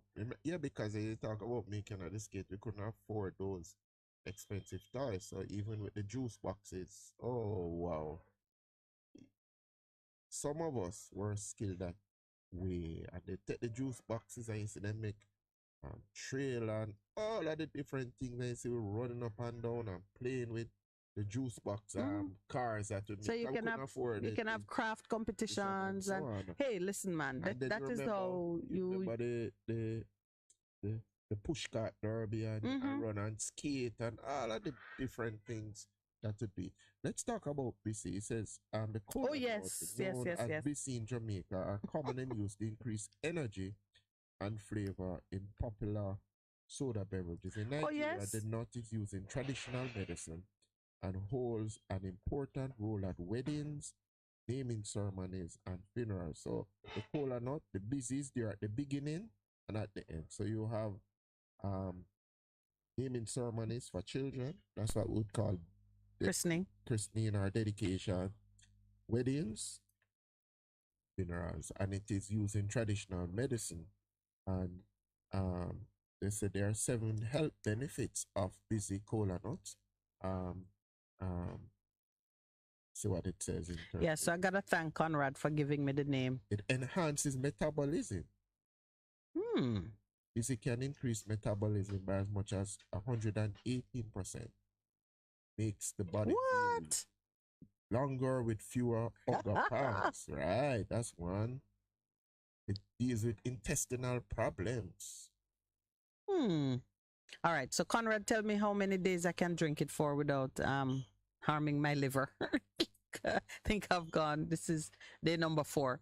And all I do is I brew it for 10 minutes or more. I keep it in a hot cup and I sip from it. And it's no more than probably about 8 or so ounces, maybe 10 ounces maximum that I drink. That's I have it good. In the morning. Oh, this is interesting. And that's it. Antiviral, like move. Earl Brown say you must remember Janga. Were you catching Janga too? That's yeah. That's not tiki tiki. No, is it a kind of shellfish? Yes, kind of. Yes, it's a shellfish. Oh. Male impotence, cancer. Why are you telling me that busy will cure male impotence?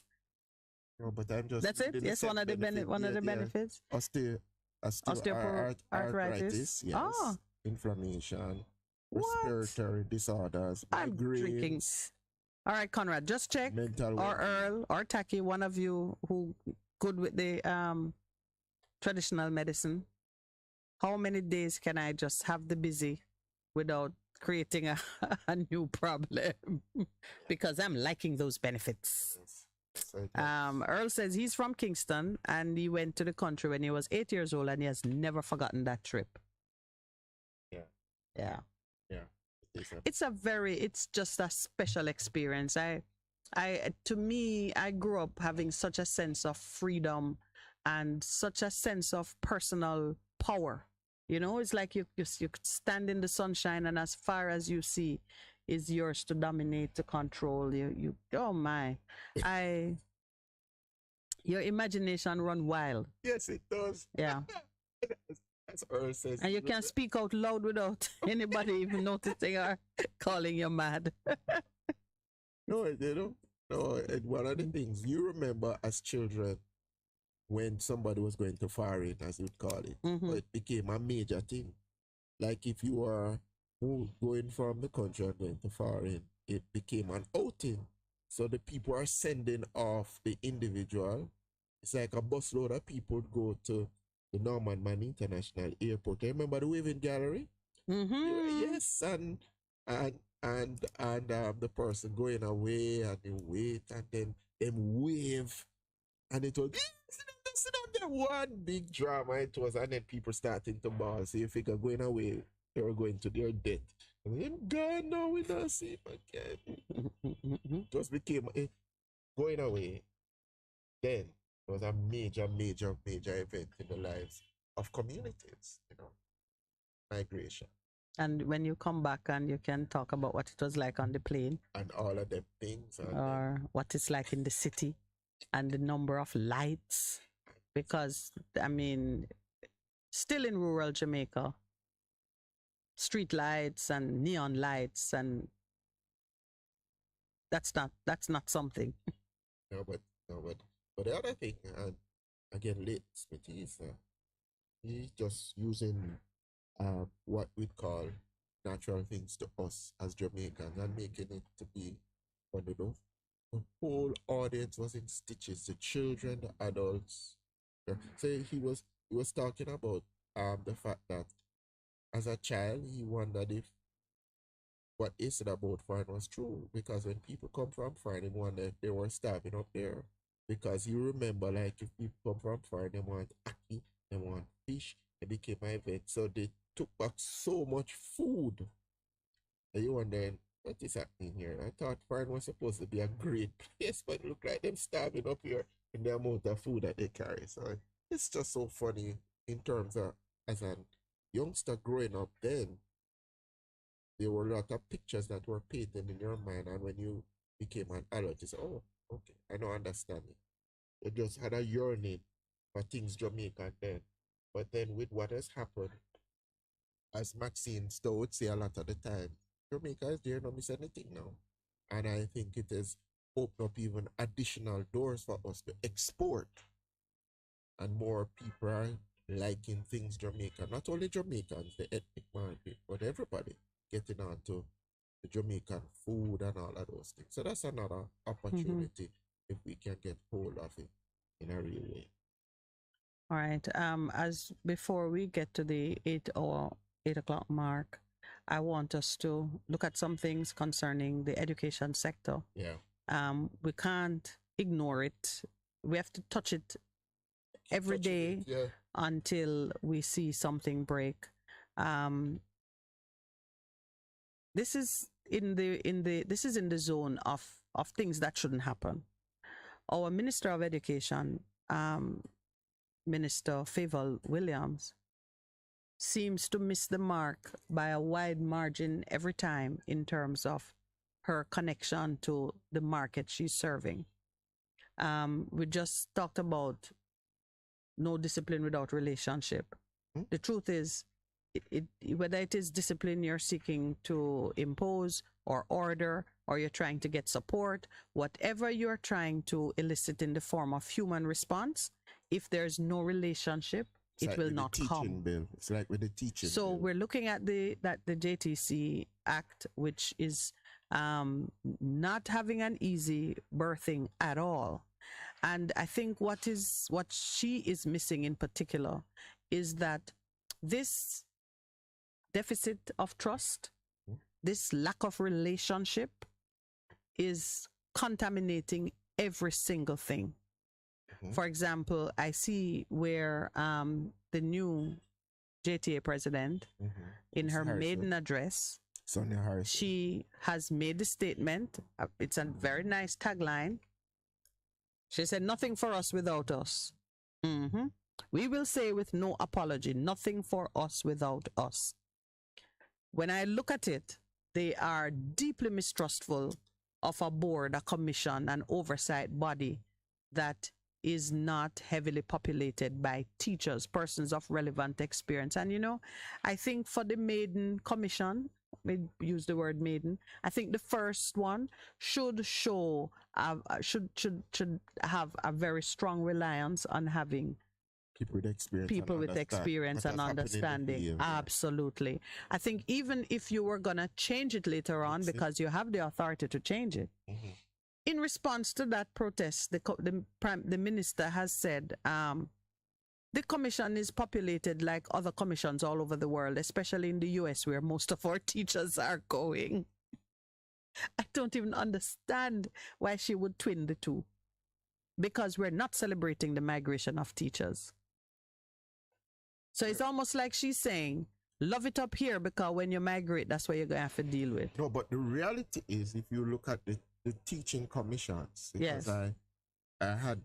You've looked at them. I've looked at it. Yes. I've looked at even the instrument that they're using to grade teachers now. And somebody says, go to this side. And I went to the side. And they said they need to look at it. You know. The whole scale pulled up something from somewhere else without acknowledging that they are taking this instrument that they're using. You mean plagiarism in the Ministry of Education? Horrors. No, but look at it. They need to reflect on that, you know. Somebody said, they sent me to the... Well, actually, she's boasting of it. No, they're not hiding from it. She's boasting of it. She says what we have done is very similar to what's in California, where a lot of Jamaicans are going. Most teachers not going to California, going to New York, North Carolina. Where she says, in fact, in California, a state to which many Jamaican teachers migrate.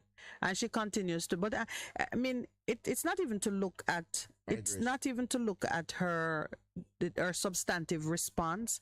It is just to recognize that when you miss the mark with one thing and you miss it with another and you keep missing it, it just breaks down the trust that exists. I don't think she could get those teachers to give her an amen.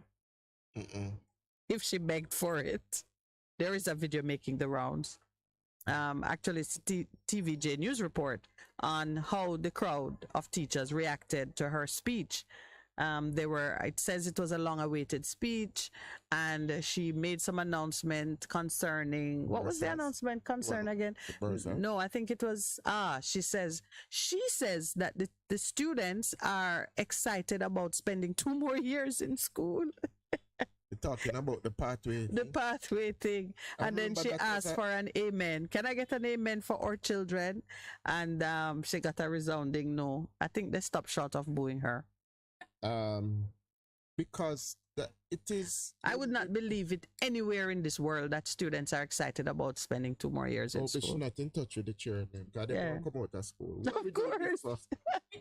Please. No, my son says... My 15-year-old won't come out of school, much less. So, yeah, and I've had the same thing for my son. He's ready too. Daddy, when do I have to do this? Yeah. Asking the question, what the relevant?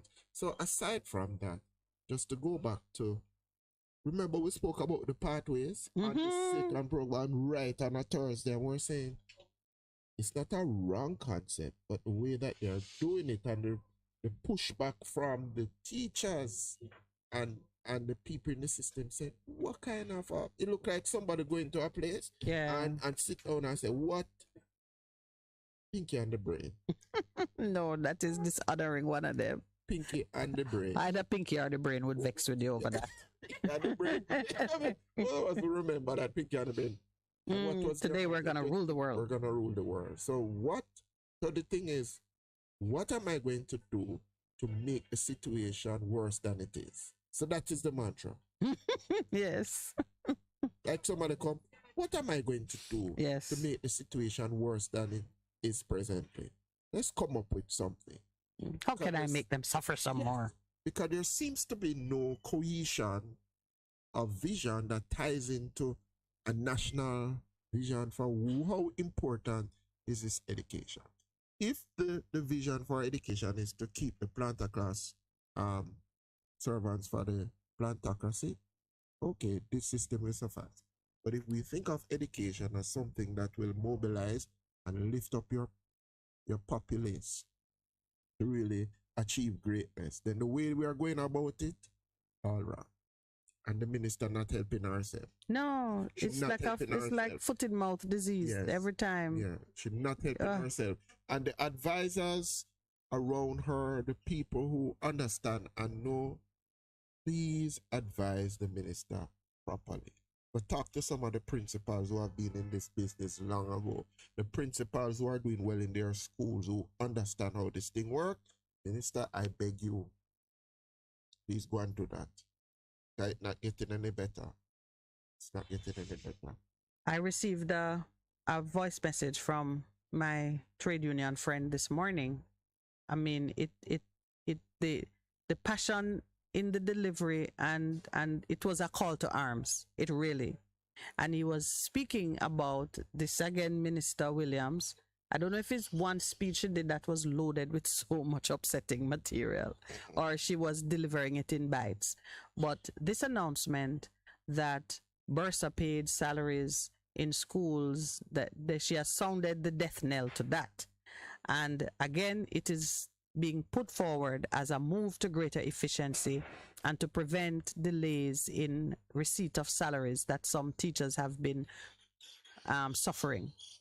Now, when you do that, it sounds like the bursary was delaying the payment. No, because that's how it sounds. Is advising her. Why are they Bursa paid persons in school, and why are they persons who receive monies directly from ministry? In terms of what they do now, it's just the transaction is done electronically. They have Bursa paid salaries because there are some teachers that the school, through the fees that they pay, that's how those persons are paid. And it is needed, those teachers are needed because on the establishment, there's no place for them. So the school, in terms of ensuring that their process goes along and it is not disrupted, have to engage part-time teachers. So I don't know how the system works, and I don't know why it would elicit such horror. But and then when you take on a teacher and you have to use your resources to pay the teacher because it takes so much for the process to go through in terms of things. What you do with the teacher that you engage? If a teacher leaves now, they're not going to get onto the ministry thing quickly. So the school has to use their resources through the Bursa to ensure that that person that you have engaged to teach is paid. Okay, but how it sounds though, Percy, is that Bursa paid teachers who are not being paid by central government. That's what it means. They're not paid by central government. They wouldn't be affected by how would the central government take away that facility because they don't have money on the books for those teachers. So the Bursa would still continue to do what he's doing for those teachers. But is it that all teachers were being paid by the Bursa? So the Bursa would get all the money, and those who are being paid by central government, they disburse for those persons as well as those who are paid by the school? Because for those who are paid by central government, their things go automatically to their account once they're so I'm trying to understand, right? Because that doesn't seem then that like a change would be needed, unless they're trying to little by little get rid of the Bursa or everything to centralize. I'm telling you, I'm getting the sense. Because William said that a comprehensive audit of all Bursa paid schools was underway to address the recurring problem of late or missed salary payments. So this gives the impression that the Bursa is the bottleneck. The Bursa is either thieving the money or delaying the payments for one reason or another. It says that the Bursa is a bottleneck. I take back the thieving comment because that is really not so. The bottleneck is because the availability of funds to pay the teacher. So, well, I tell you what, some of these things, you see the truth of it in how it operates, because once there's no Bursa to blame, then the teachers will know that they're being paid late by government. Those who stay. Another picture opportunity in the paper. Yeah. Their picture, we have picture, no picture, no picture. Picture, no picture, more, no picture. Not Lowell. Percy, you mentioned Above Rocks as being close to your maternal grandmother's home, there was a fiery death in Above Rocks. You and I will look at it during the break. It's time for the break.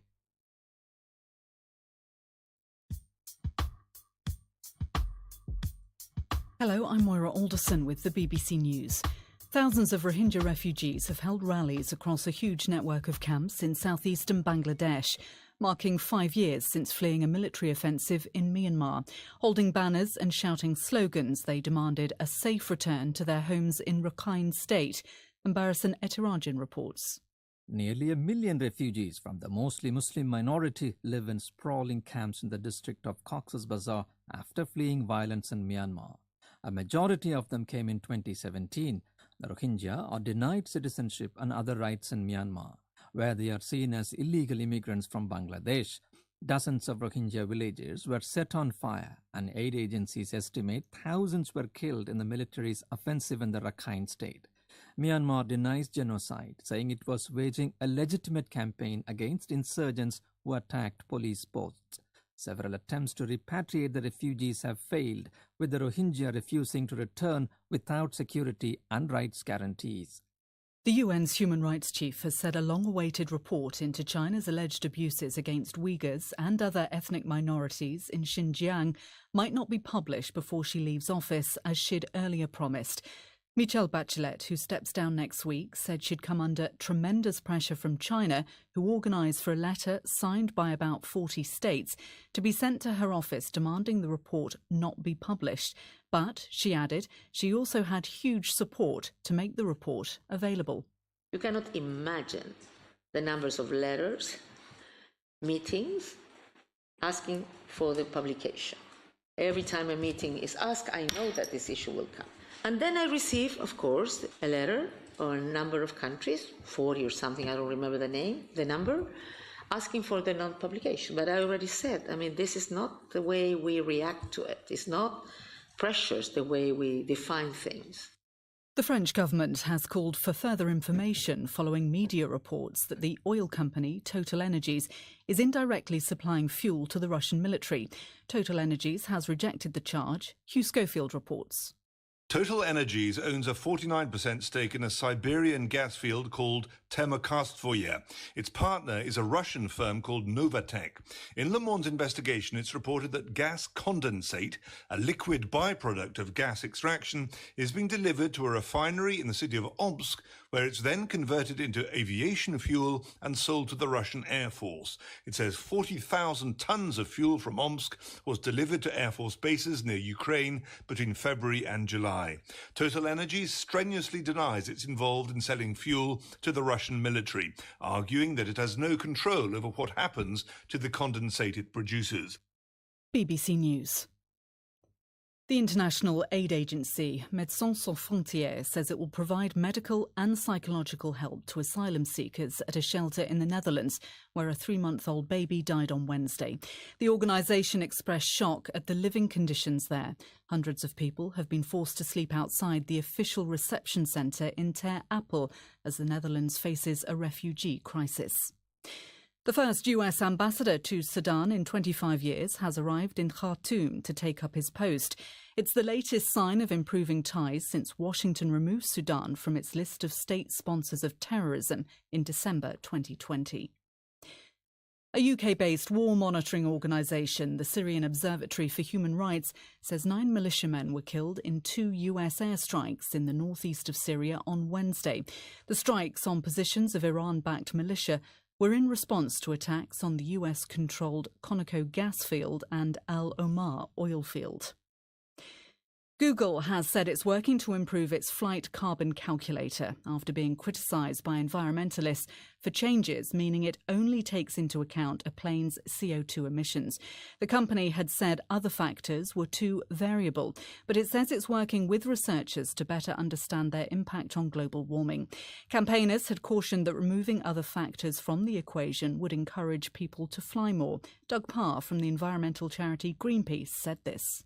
Aviation actually has a big climate impact through the emissions of water vapour forming contrails, particulates, nitrogen oxides that come from the burning and so on. So these all contribute in quite complicated ways, admittedly, but nonetheless they contribute in a big way to the climate impact of aviation. And not using them and not adopting them and not saying they're there really airbrushes the impact of aviation somewhat. People, are you listening? If you choose to remain at home after an evacuation order has been issued, you do so at your own risk. Get out! Get out! Heed the warning! The Morning Connection is not your usual talk show. We aim to stimulate discussion and chart new paths to self-empowerment. So please join us, Minett and Percy, on The Morning Connection, Mondays to Thursdays, 6 a.m. to 10 a.m. on Bess100 FM. Are you stressed? Are you faced with trauma? Well, this is the program for you. Join Royton McLaren for youth resilience and empowerment every Monday from 7:30 to 8 p.m. on Best 100.5 FM. You're listening to Best FM, the people's best friend. Bess 100 FM is the authentic voice of Jamaica, promoting your prosperity with better vibes and better music. Let us promote your goods and services for you. Advertise with us. For more information, call our office at 876-276-8935. That's 276-8935. It's good, it's better, but nothing beats. Relax with us in the lobby bar and lounge. Call or visit us today. We're excited to meet you.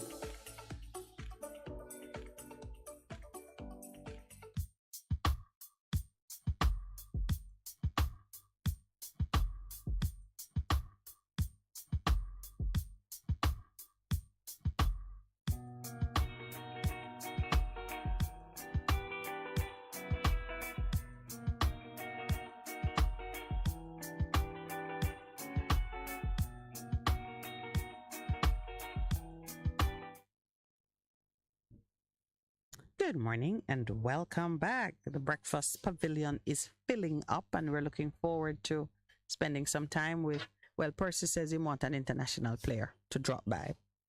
Producer, please arrange. We need an international player to drop by. We are going to be speaking with Karen Anderson. She is the new president of the Jamaica Squash Association. She is a squash player of great fame and competence. Yes, several times. I can't even count. And she was my squash coach at one point. She coached you too, Lowell?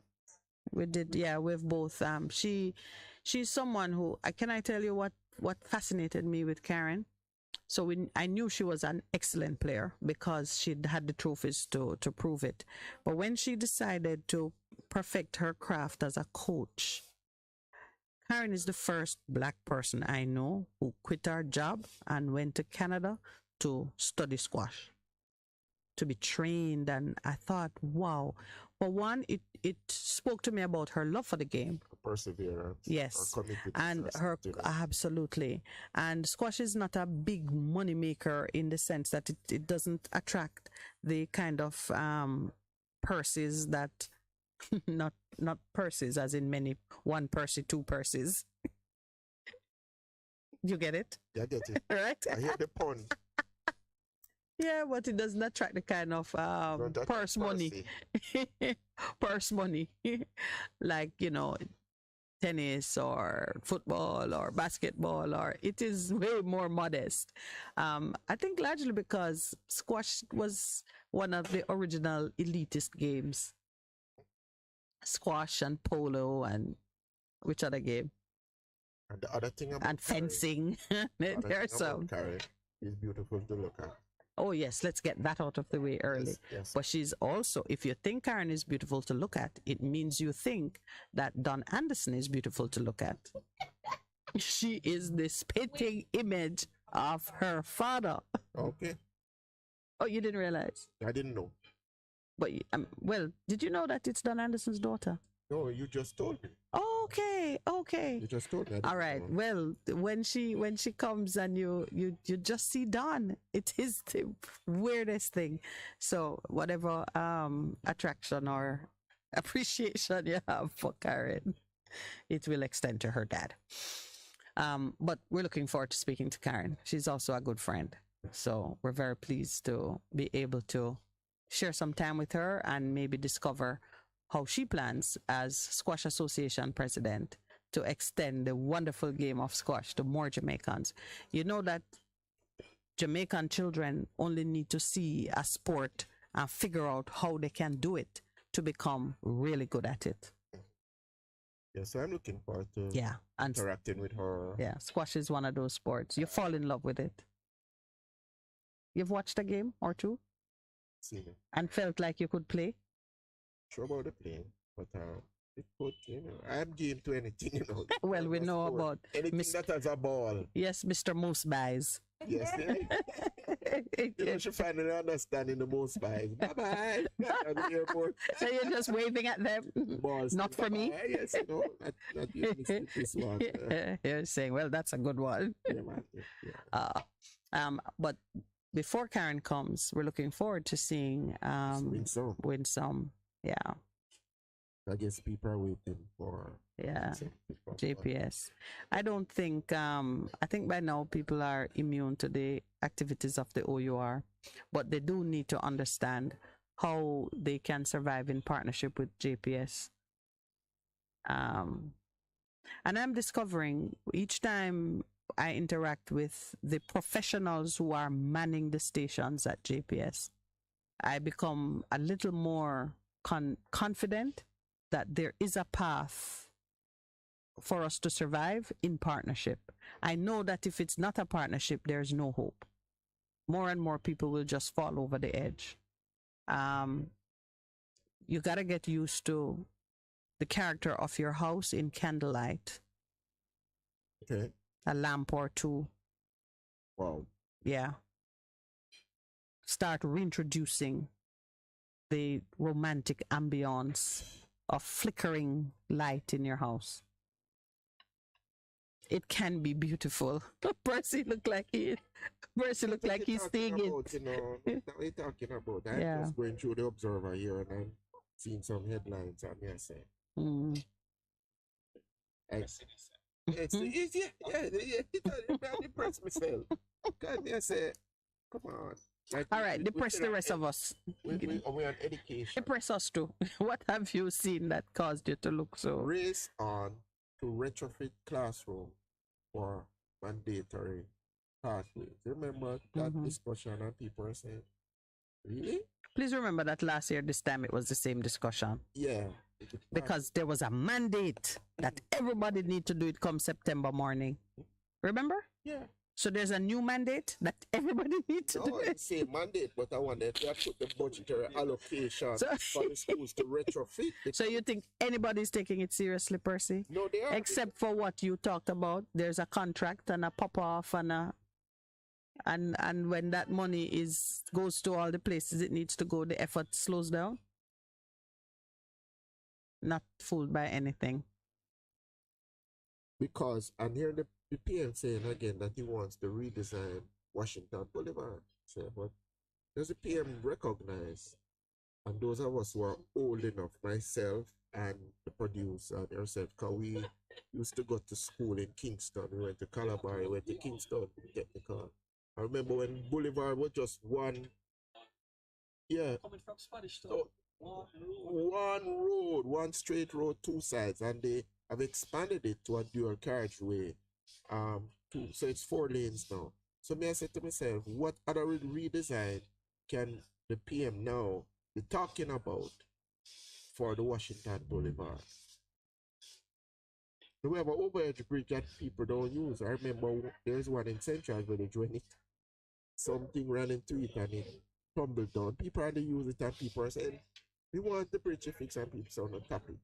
Stop it. You don't use the bridge, so I don't want them to fix the bridge for. So that just closed down that argument, The bridge is there, they don't use it today. So people in Central Village just taking them, putting their life at risk when the overhead was there. Nobody never usually use it.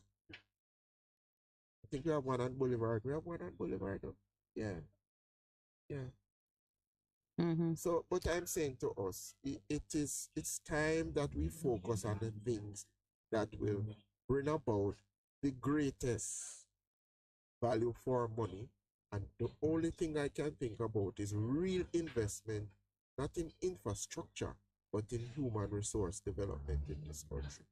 And doing the things that will reignite the people to have a greater level of self-esteem as a nation person that we can move forward. Percy, I want to ask you a question. Yes, you always asking me questions.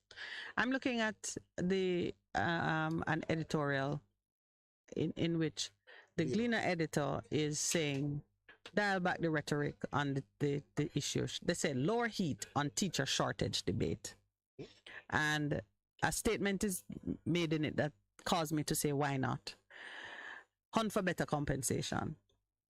Here they say, in the United States, an experienced elementary school teacher can expect to earn around 8.4 million Jamaican dollars a year. And then they say, that will not be matched here, full stop. Why not? And I say, why not? You just like me. I said, why not? Why couldn't we pay our teachers $8.4 million? There's a number, that's in the editorial that says we have 25,000 teachers in public schools. 25,000 times 8.4 is how much money? I know it's not enough for us. I know it's not enough money for us to say we can't do it.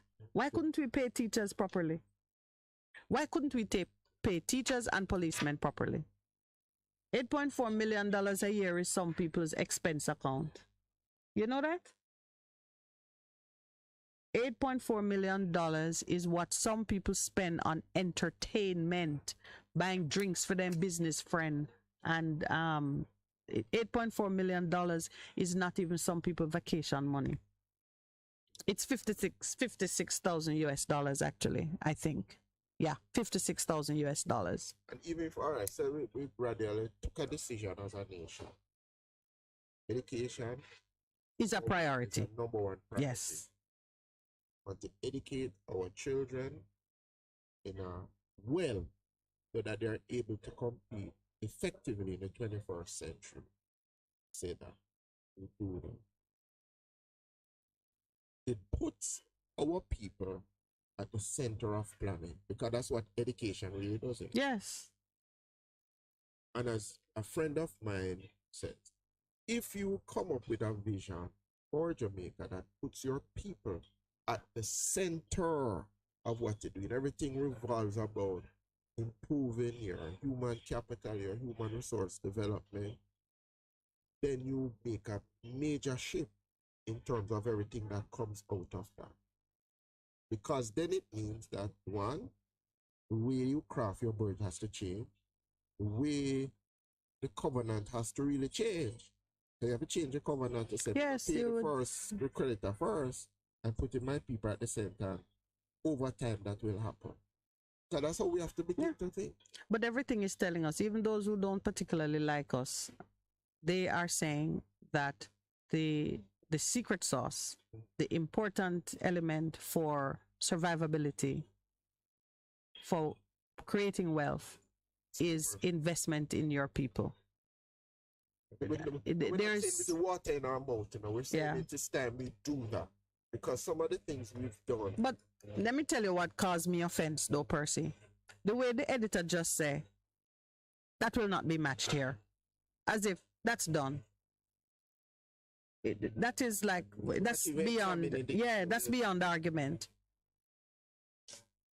I find it offensive because you're somehow saying this 100-and-odd-year-old paper with its history in colonial white ownership, you're really saying it's not deserved, it's not worth it, it's not a priority that deserves attention. That's how I read it, when you just dismiss it as an option. The idea that people could be paid properly based on the importance of their contribution and the value of their skill. You're dismissing me. I take it personally when I see that. If we can't bring ourselves to the point where we are truly prepared to pay value for something that we know is valuable and we acknowledge that it's valuable, where are we going? You're telling teachers that them always have to suck salt. out of a wooden spoon. That's what I'm telling them. No, sir. National good. We have to turn that up. We have to turn that upside down. And you know the thing behind that kind of a thinking is that is so. But the guys, the countries that have decided that that's what we're gonna do, them laughing at the rest of us. Singapore. But the money we steal a year can more than pay the teachers properly. So, because you see, there are implications for what happens in crime and violence. True? Yep. And it would be good to bring back Professor Clay. As I remember when he had come and when spoke on TV, they had pointed out the fact that if it became more targeted in terms of the investment, in terms of education and starting earlier, you would see the payoff early, because crime and violence would go down and the other social ailments would be removed because of what has happened and would happen as a direct spin-off, a direct spin-off of what we do with education. Right? As we say, if you don't change people's minds and change people's perceptions and so on, you're losing it. That is why Romans 12:1 and 2 keeps saying, be not conformed, be transformed. Renew your mind. Renew your mind. Change your mind. And education is about that. Doing that for people. So, when we do organizational intervention, we do SWOT analysis, strengths, weaknesses, opportunities, and the threats that are available. We look at it, and then we bring the organizational people, the CEO, everybody together and say, guys, these are really real issues. What then become the solutions that we can do? And you go through it strategically, you prioritize, and you say, if we do this, this will give us the greatest reward strategically. And if there's consensus about what the priorities are become, you know what happens? You can galvanize the people round about it. And when the distracting voice is an objection to me, say, but remember, we sat down together, we did this is where we move in, and there is trust, there is buy-in, and we'll move forward. But we've got to fix it. We got to fix it. And the opportunities are very much present as we celebrate 60 years of being a nation to really do the things that will bring the greatest reward, not only for the players, the elites in our society, but for everybody. And that is how we have to shift our focus. We have to do the things that will strategically impact the greatest part of our population long term. That's why I need God's wisdom. You know, for a couple of days, I think maybe 2 days in this week, we had a conversation with callers about, I think Wayne was the one who talked about obedience and love. Well, I talked about love. He even, up to yesterday when he called again, was drawing attention to the scriptures where the commandment was being expressed about obedience being better than sacrifice. Of course, obedience being better than sacrifice just establishes a ranking. Obedience is always better than sacrifice because you are sacrificing to seek forgiveness. When you come to say, forgive me, it would be better if you just obeyed. And that's what it really means, that I'm not looking for you to keep coming to me to atone with the blood of animals. I'm looking for you to give me that obedient heart. But yeah, because you have obeyed. But this morning, we were just sort of reflecting on some things having to do with persons who obeyed. I started yesterday talking about young King Joash, who took the throne at age 7, and under the guidance of the priest, brought about significant changes by acting in obedience to instructions given and obedience to the law. That was it. Rebuilt the temple and so on and so forth. When the priest died, he regressed and became quite the opposite. And I was saying, what would cause a young man to be I believe in them art. to be Was not fully respectful. converted. He gave the obedience under the instruction of someone else. But once that person was removed from the scene, he became something else. So that tells me, and it really exemplified for me why it is that a loving heart, a heart that is in alignment with the purposes and the will of God, that truly reveres and understands what God calls from us, would give you better long-lasting performance than just one who is obedient. Because being obedient, having an obedient spirit, means you will follow the instruction of whomever has your loyalty. So if it's a good priest who has your loyalty, you'll be obedient to those instructions. If somebody come on who is bad, and that's who have your loyalty, you're going down a bad path. But if you have a heart that is truly centered on God-centered, then your obedience is really not born out of a compliant spirit. Your obedience follows your love of God, which is the first commandment anyway, to love him above all. And then, of course, his creation. As somebody said to me the other day, he has a picture on his phone of he's a guy who puts his children's pictures for his profile. So there was a young boy picture. So I said, which son is this? He says, my bonus son. So I'd never heard that expression. So I said, bonus son. That could mean your late life child. But oh no, I hear in the background, you can't take the cow without the calf. Or something like that. Hey, boy was saying it. Yes. So he's married to this lady, but she had calves, right? So that is the bonus son. But that's the heart of love, isn't it? If you love the mother, then whatever is of her is covered by that love. So it is, if you love God, whatever is of God is covered by that love. Yeah. So I'm reflecting on it, and I'm there thinking that really, of a fact, when the heart is powered and centered on the love of God, you don't have to worry about obedience. Obedience is natural. But let me tell you something. So when it says, how are you saved? If you believe in your heart, seat of your emotions, everything, then confess. You have to believe in your heart and be converted in your heart. So then you confess. Because if you can, you have to be converted in the heart. Your heart has to be as one, right? It has to be circumcised. Then the other things will follow. Yeah. Yeah, the heart. Let's explain circumcision of the heart. Just cut off the thing then. That prevent it from the unnecessary parts. Yeah, they cut away the things that are prevention. Yeah.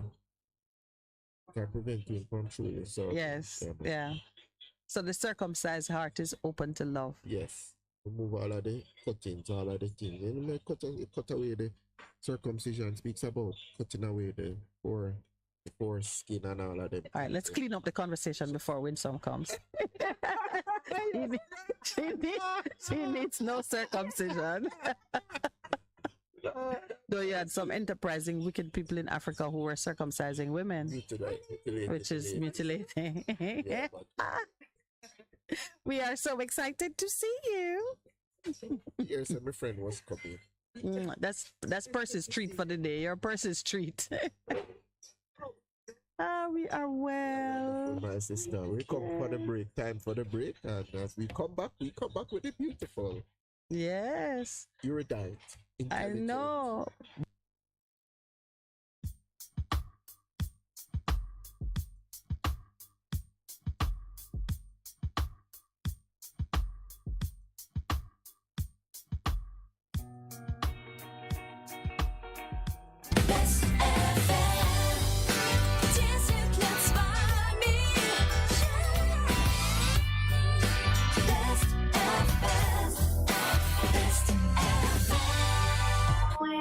What should a taxi service do for you? On-time taxi service is more than just a ride to the other side of town. They offer clean and spacious vehicles, reliable service, and promise to always look out for their customers. They'll come when you call and take you where you want to go on time. Need a cab from anywhere at all. You can call us at 926-3866. We are something special on the road.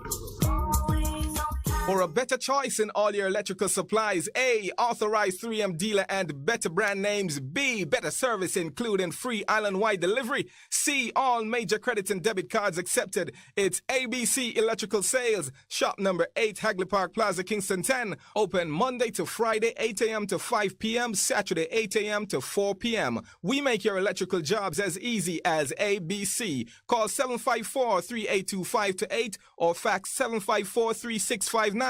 ABC Electrical Sales, for a better choice. The station with the best music. Best music. I love the music. Best music. Let I listen to Bess FM. JPS spin and win. Get ready to spin and win of niceness. Yes, when you go prepared with JPS, we can start to shopping spree and more. Switch our sign up for prepaid for winnings galore. Go prepaid with JPS and top up with 120 kilowatt hours or more for a chance to win in the spin and win draw every month. Or you could be the grand prize winner of $2 million. Yes, go prepaid with JPS. Go prepaid and done. Visit jpsco.com for more info. Authorized under Section 58.3 of the Betting, Gaming and Lotteries Act. Bess100 FM is the authentic voice of Jamaica, promoting your prosperity with better vibes and better music. Let us promote your goods and services for you. Advertise with us. For more information, call our office at 876-276-8935. That's 276-8935. Live the life. Respect the music. And keep your radio locked in. The Bess100 FM.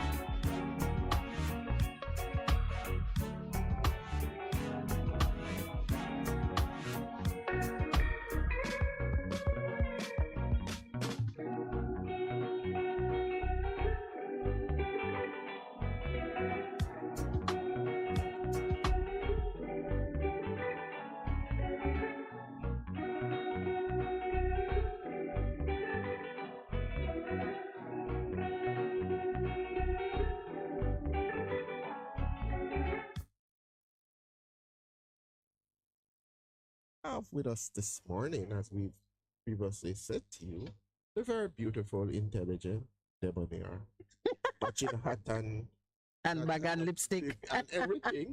Miss Winsome McCallum, how are you, Miss Winsome? I like how you put a Mac on her name. That's usually me. It's Callum, it's Callum, yes. Yes. Thank you so much for the. Yes, good to see you. I hand you over to Minett. No, it's always good when you're here because you speak from a position of both experience and knowledge, and you do have a heart, and it becomes apparent. And this is a time when we have to lead with our hearts because people are feeling a number of things, and some are very uncomfortable. And if they're not getting that sense of, sincerity, then it becomes a much more difficult time. So we're honored that you decided to face the gauntlet and come because while I know you always carry useful information on survivability, I know you also want to say something to your customers on how we are going to manage in partnership. You've got a little shot in the arm. God bless you. because you had a license which enabled you to do something for yourself. But maybe I'll let you start however you seem fit.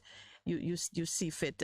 Most persons already know you, but perhaps just a little reminder of the authority, the chair in which you sit, would be good. Well, as you know, I'm Winston Callum. I am the director of communications at JPS, and I've been with the company for about 25 years by now. Started young. What of a century? I like that. Started young. Yes, my dear sister. So I know what is top of mind for our listeners and our customers today is the recent increase by the OUR.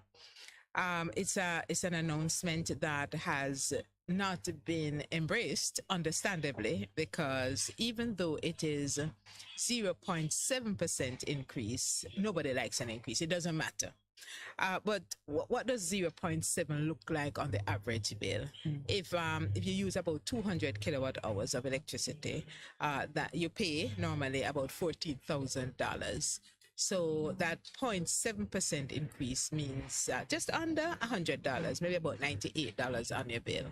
It might sound small, it's a bill, but it is an increase, something that you really would prefer not to have to pay. And just a point to note, most of our customers actually use on average 165 kilowatt hours per month, which takes the bill down to about 11,000 something. That's the majority of our customers. But of course, there are people who use more, so the increase will be higher for those persons. So yesterday, the question that was asked most of me when the announcement came out is why? Why exactly is this happening now? For one, things hard for everybody, and two, it just feels like the bills keep going up and going up all the time anyway. So let me answer that question, why. JPS does not set our own rates at all. We, every month you go to the supermarket, you see the prices change, you go somewhere else, the price of food, price of everything keeps moving.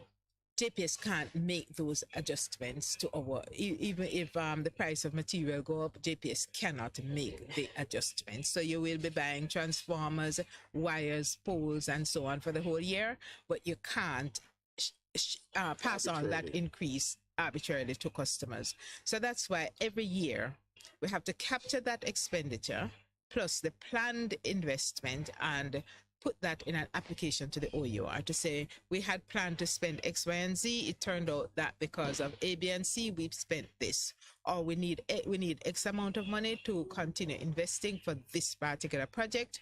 So it really is to look at what would have impacted the changes in the cost of production, the cost of delivering service. So this yearly review takes into account the energy charge on your bill, the energy charge. Now, this charge only changes when the OUR makes a determination, and it is based on the cost of production. Inflation is based on JPS's performance because there's performance standards that we're held to. And if we don't perform, if we don't meet those standards, then the OUR will reduce whatever we would have gotten. And so in this case, they actually reduced it. We applied for something over 2% increase, and they gave us just under 1%. So this is the why of the annual review. It is to take into consideration all the factors that would have impacted the cost of delivering the service as well as the company's performance. Let me ask a question. So under the rate fixing model, JPS would be compensated or reimbursed, yes, based on the actual expenditures during the period of review, and customers would be rewarded if there are efficiency gains which would require a downward shift in the rate. Absolutely. So is it then that, given all those calculations, it still left you in a net positive position, meaning the gains were not enough to negate the expenditures, the cost, right? Is that? Well, what we have to do now is to, because we had anticipated a particular budget coming out of this, but given that we've gotten less than the revenue requirement that we asked for, we didn't get all of that. That means that we now have to look at what needs to be adjusted. There's some capital projects that we may not be able to implement the way we had planned. There may be a little delay here or there, or a little cutting back here or there, but it's not significant enough to compromise to a great extent the service that we provide to customers. So at the end of the day, I think it's good for customers and for JPS that we actually got a little top up to continue the investment to provide the service that customers need. So does the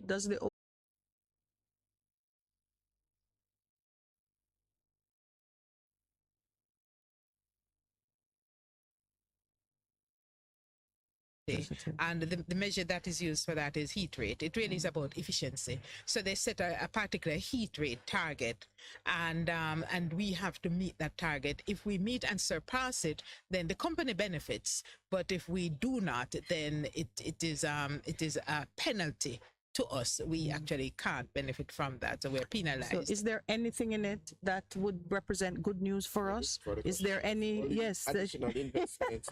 Because I want, as you talk about heat rate, there was said years ago that if you switched out from bunker seed to LNG, you would seat in our bills. Yes, and that is a general.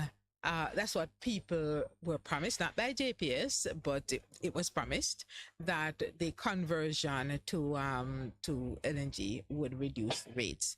And that is a reasonable expectation. Right. But what JPS, and this is, you might say it's semantics, but what JPS has been very, very clear in committing to our customers is that they would see greater stability in the price of fuel. One of the greatest problems that comes out every time you talk to customers in focus group sessions, in surveys, is this moving up and down of the bill. You can't predict. I mean, well, there's no down. One businessman, it goes down. Be fair. One businessman the other day was saying that, you know, he is so frustrated because he can't plan from one month to the next. And what is the reason for that? It's because on the world market, the price of oil is really very, very volatile. It goes up and down just like that. Yeah. When you look at the price of LNG over the years, look at what it was for the past 10 years, pretty stable.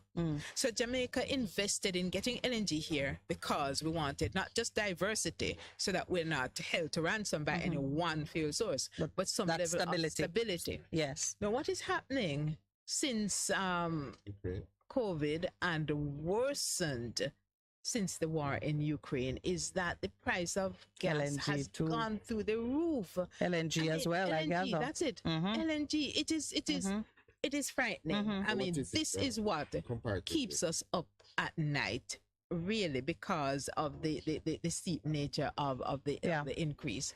So I don't know where it is today, but I saw when we made that major investment years ago to where it's probably about 40%. Yeah, yes. High 30s to 40. Yeah, right. So what we are seeing now, and this is as I said, this is what keeps us up at night. This issue of the fuel volatility, and it's happening. It's not just Jamaica; it's happening everywhere. Yeah. If you look at what is happening, yesterday I saw an article on Bloomberg in the U.S. where about 20 million U.S. householders are behind on their utility payments because unheard of in the U.S. The steep increase in the cost of electricity, and this is because of the source, the fuel sources that we all depend on. In Barbados, you would have noticed that they've removed the tax from electricity because it's a global problem that's affecting everyone. So that is what the big problem is, and so we are not seeing a decrease because of LNG. So what our government and others are looking at is greater diversity. More renewables. That should help. But when you understand how renewables work, you will invest in renewables, big investment too, but renewables are not always there. So you still have to have the backup plans. Yes, and so it becomes not just a JPS issue, really. It becomes a government and a people issue. It is a national issue. Earlier, before you came, I was sort of romanticizing and saying people need to reacquaint themselves with the ambience of the flickering candlelight and lamplight, because She was talking about romance. Which yeah, she could not shop word. no, because it's not. We are going to get to the point where we in our homes have to make decisions about diversifying how we use energy. Absolutely. It's true. There is nothing that we should take for granted. Switzerland, where rich people invest and so on. Because of the cost of electricity now, they are contemplating rolling blackouts. I mean, something that you probably remember from decades ago in Jamaica. Yes. Rolling blackouts that can bring a government to its knees. Absolutely, in order to reduce the demand for energy. Yeah. Because of what's happening on the world stage, it's affecting everyone. So that, I think, is the bigger issue that we are concerned with. What is happening. And so it's not a situation that where we're totally helpless as consumers. And I keep preaching conservation, and people say it not help. But guess what? If you were not conserving, the bill would be higher.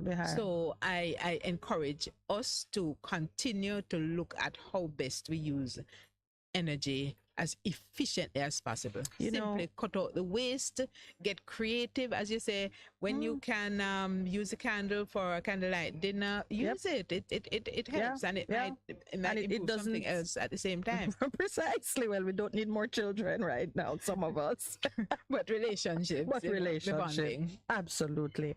We were in South Africa not so long ago, and every day, at least 5 times, they had load shedding.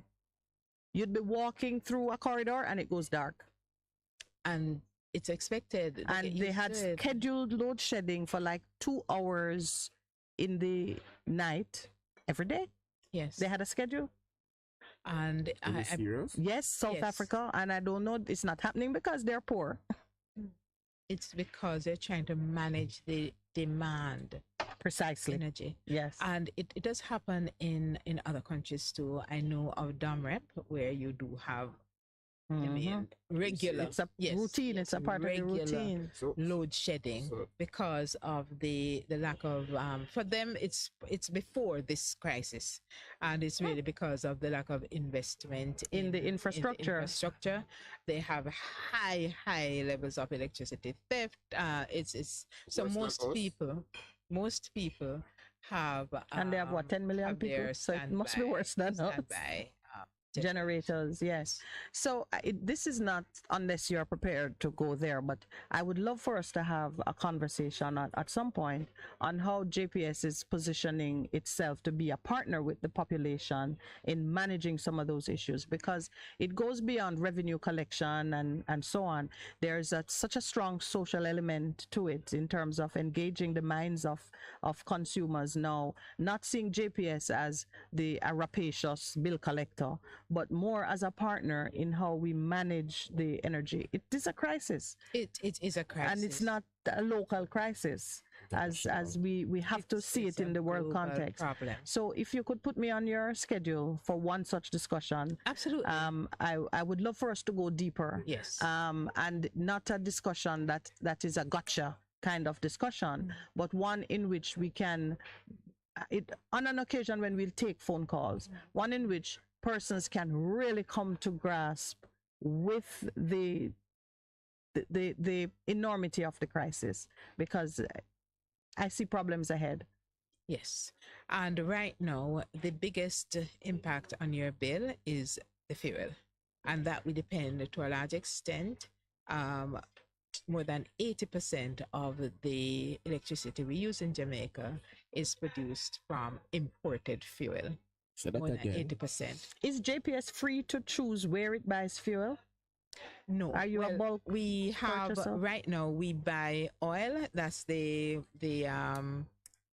not liquefied, the actual oil, the ADO and HFO oil. We buy that through Petrojam. So Petrojam has to buy this on the world market, and so the price, whatever is paid there, is passed on to us.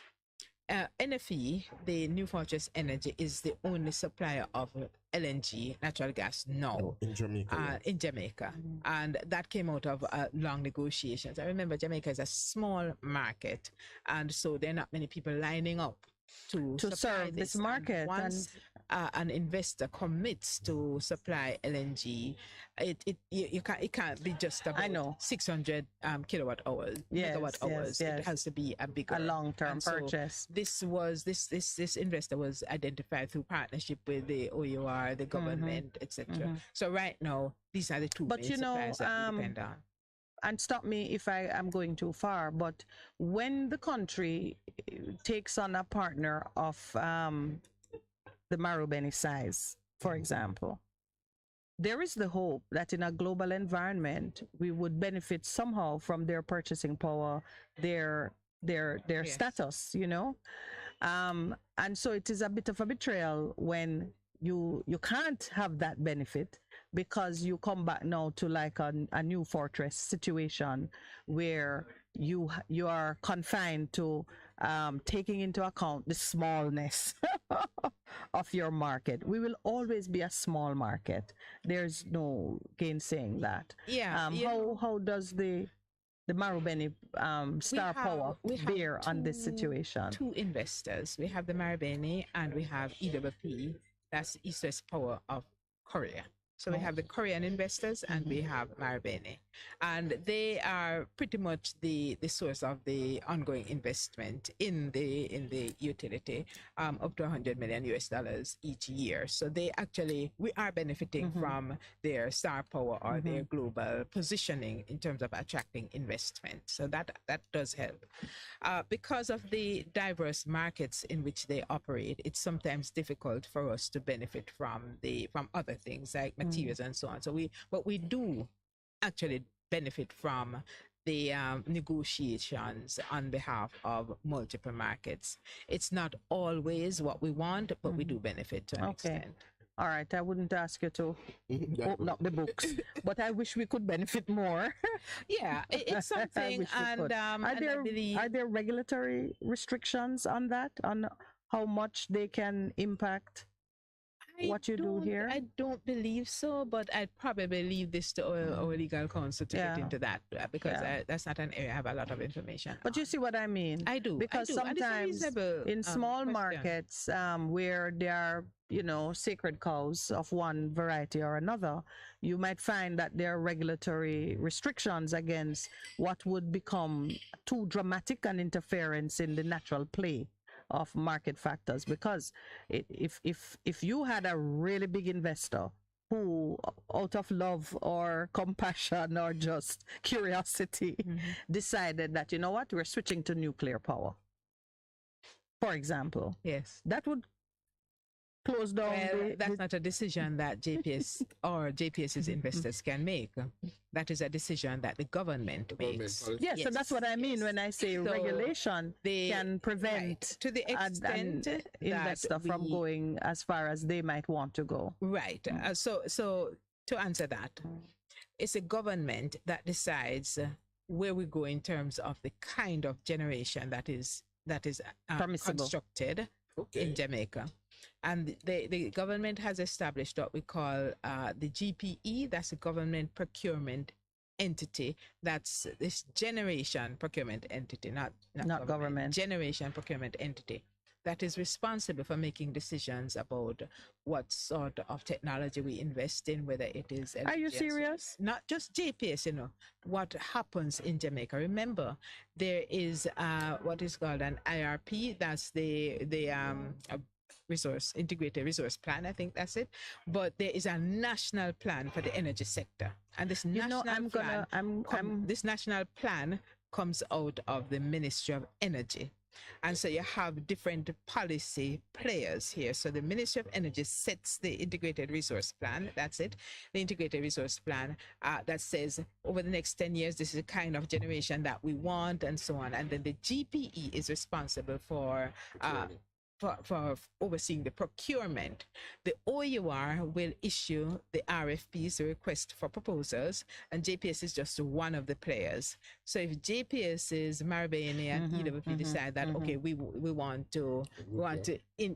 to apply, just like everybody else, we do apply, and we have actually submitted bids when the RFPs go out, and we have been successful in at least. In other words, if the policy from the ministry wanted to pull us back into the dark ages, you would be powerless to resist it.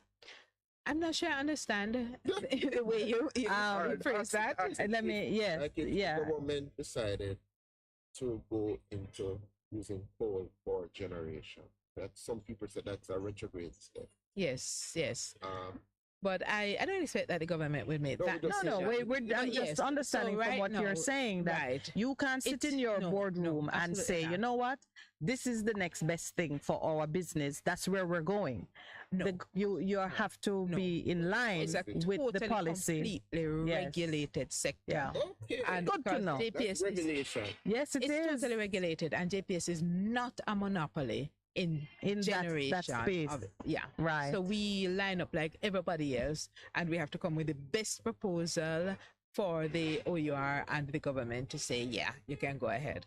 Oh, that's well, I tell you, yes, and maybe in Winsome's absence, we're gonna talk through what that means to our listeners, because many people think that the state of the infrastructure, some of the issues that we face and are impatient with, that is JPS. It's not JPS, but go back to policy and all of that. Yes.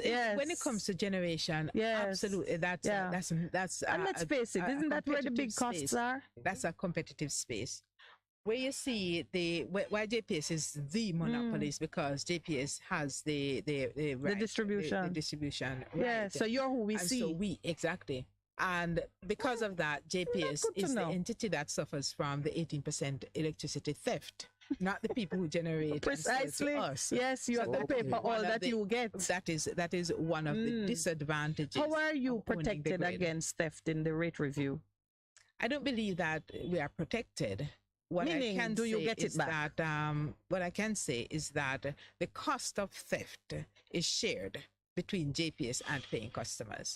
So JPS doesn't have to absorb all of it. We absorb a percentage of it, and then customers pay. Does the regulator fix the percentage which you absorb? That is determined by the regulator. What percentage is that roughly? I absolutely you don't know. Have forgotten. I know. Yeah. But there is a percentage. I'll double check it because I don't want to give you a figure. Suffice it to say, I guess you're not satisfied with it.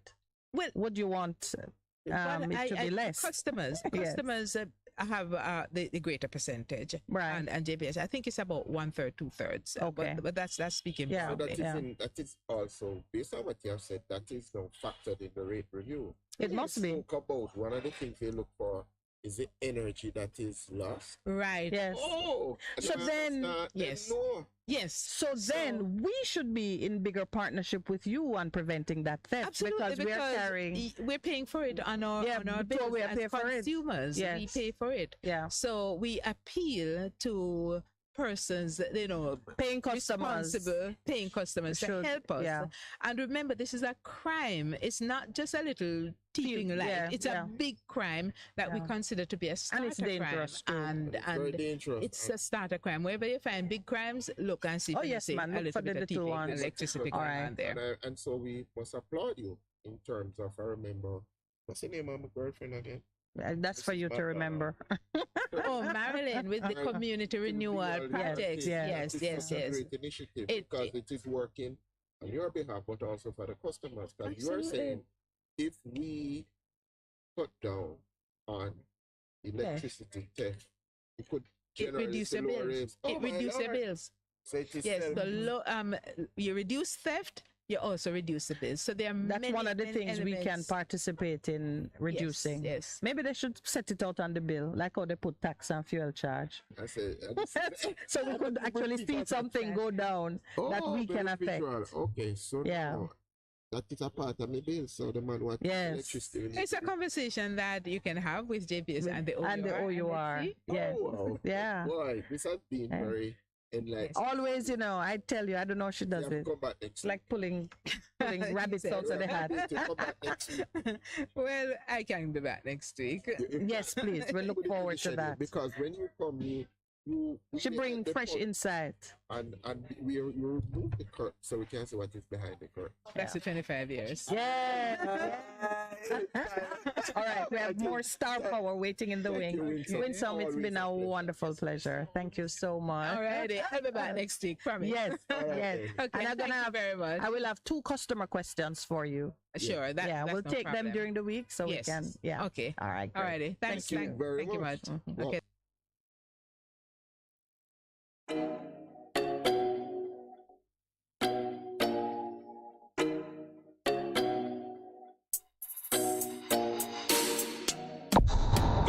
Mind-boggling radio. It's Best 100 FM.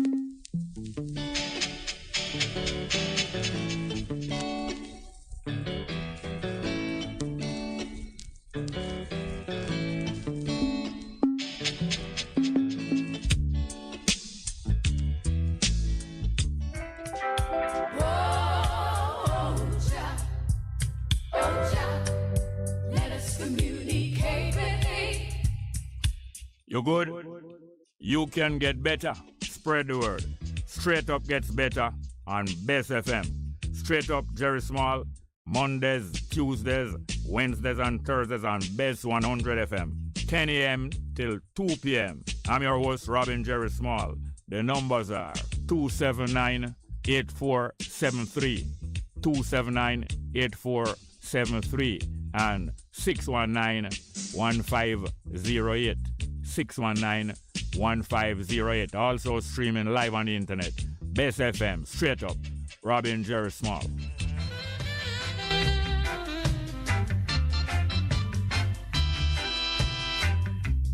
If you got to feel it, you got to be clean. You got to make it straight. You can't believe.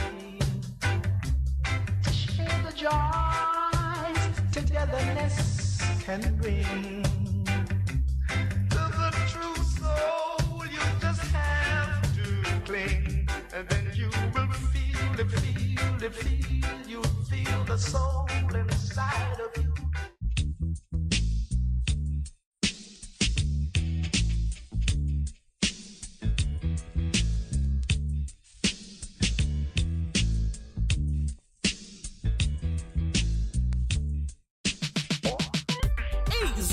Let not your hearts be troubled. Just believe in God Almighty and daily renew the mind. As we live in this time when fake is more valued than real, lies prefer to truth, the unnatural put above the natural. This is Lady Donna, aka Double D Don, with a new song, Almighty Jah, encouraging your people to keep the faith. God will make a way. Get your copy today. It's on all digital platforms. Lady Donna Official on Instagram, Facebook, AsujaRecords.com. For bookings, Asuja Record label at Gmail. Almighty Jah!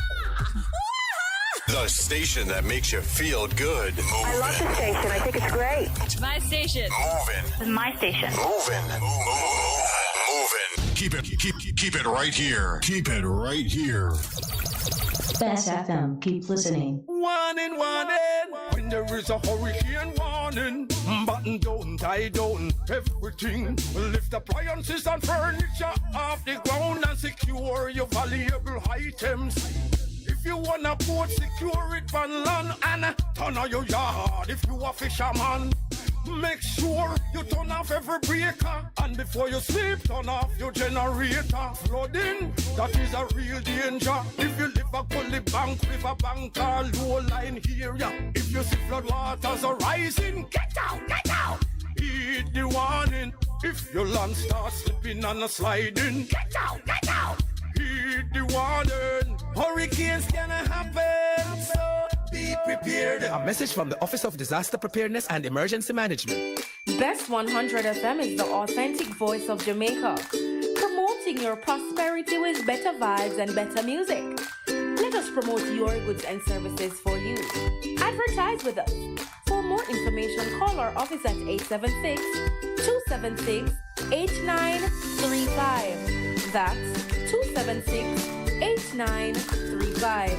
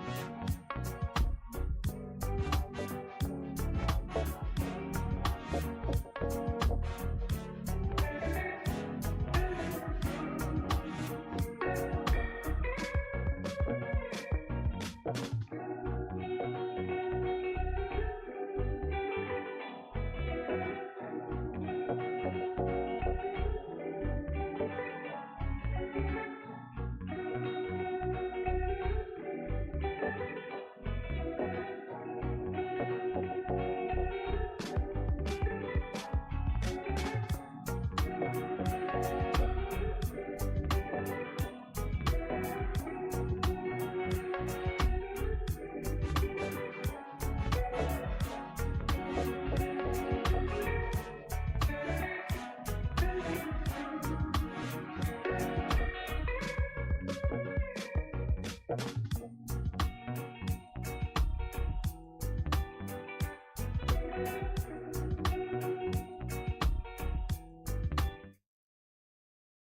morning, welcome back, and we are in the presence of stars, the beautiful Karen Anderson and Jody Smith-Patmore from Barbados, who are our guests this morning on the Morning Connection. And as of we started with sport this morning, so I hand over to my friend who claimed to have trophy representing the fact that she played for Jamaica. You know, she not tell me like, but just I said that, you know. But you know, I think Percy's gonna get an award for one-upping Minett. This morning you about done yourself because you could never even mention the word trophy when Karen is here. How many trophies, Karen? Oh God, a few. Just go with the regional ones. The titles. I have a Oh boy, yeah. I have a Caribbean Senior Championships, 13 national championships, bronze medal at singles at CAC games. Oh wow. In doubles. No, in singles actually, and silver medal in doubles at CAC games as well. Wow. Yeah. All right, so we're not gonna ask young Miss Barbados she's impressive about her title yet because the field could get crowded. But welcome both of you. Thank you for having us. Between just being hosted by Ligani Club on Thursday mornings and being hosted during the week of CASA. Yeah. Some people here are just beside themselves. As you know, the producer made sure you would be here. So tell us a little bit, how has it been going? Yeah, it's been going really well. This is the first time that the Senior Caribbean Championships have been in Jamaica since 2007. And so that's a 15-year gap. Mm-hmm. And it's been a long time in coming. And I think that we've put on a really good show. I think everybody who has come can honestly say that it's been really exciting. The level of coverage that we've had through Sportsmax has been impressive. The level of sponsorship that we've received, especially through our main sponsors, Water, has been extraordinary. And so we're really excited at the product that we've been able to put out for people to see. We want more people to know about the sport. We want more people to be able to come out and play the sport. And we think that we are starting that process by having all of this coverage. Yeah, it is a very impressive show. And this is the first year of your presidency? Yes. Yeah, first few months. Yeah. It's baptism of fire. Yeah. I started in end of April. Well, congratulations. Thanks. They couldn't be in better hands. Thanks. I was saying to Percy, I think I said it on air as well, that the thing that had impressed me most about you when we met all those many years ago was that you had taken time off from regular employment and you had gone to Canada, was it? Yes, it was. I'd gone to train. What were you doing in Canada? Yeah, I decided to commit actually to training for the Commonwealth Games and really making a big push for it. So that was in 2002 when it was going to be in Manchester. And so I actually went to Canada for 4 months to train with my coach then, Renee Denis, out of Canada. Yes. So we have to thank you for Renee. Yes. Renee was here before me, but you know, we really solidified that relationship, and he has been able to come through and train, you know, intermittently some of the senior teams and some of the junior teams that we've had. And he's a great resource, and he was amazing for my career. He is. He's a Jamaican. Was formerly married to a Jamaican, you know, and so he loves Jamaica. He's French Canadian, but he loves Jamaica. He loves Jamaica. Everything about Jamaica he loves. Yeah. He probably know more about Jamaica than me, but that's how much he is into it. Always. Yeah. All right, I have a question before. Sure. How did we do at the Commonwealth Games in Birmingham in terms of squash? Sure, yeah. We had two players. We had Chris Binney and we had Julian Morrison. And Chris Binney reached the round of 16, which was, again, what we hoped to reach the quarterfinals. But this is his second year in a row that he's reached the round of 16. So that's a pretty impressive.